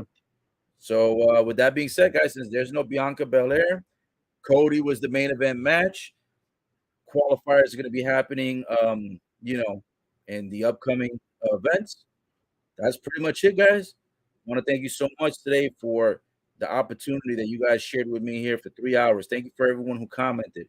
Thank you for everyone who dropped a like. I see that there's some likes up in here. Thank you so much. Thank you for the new subscribers. And guys, if you haven't done it already, subscribe now. Hit the bell notification. Hit some more likes. Smash the like button. The reason why I say it so much is because we always get to meet new people on these live streams.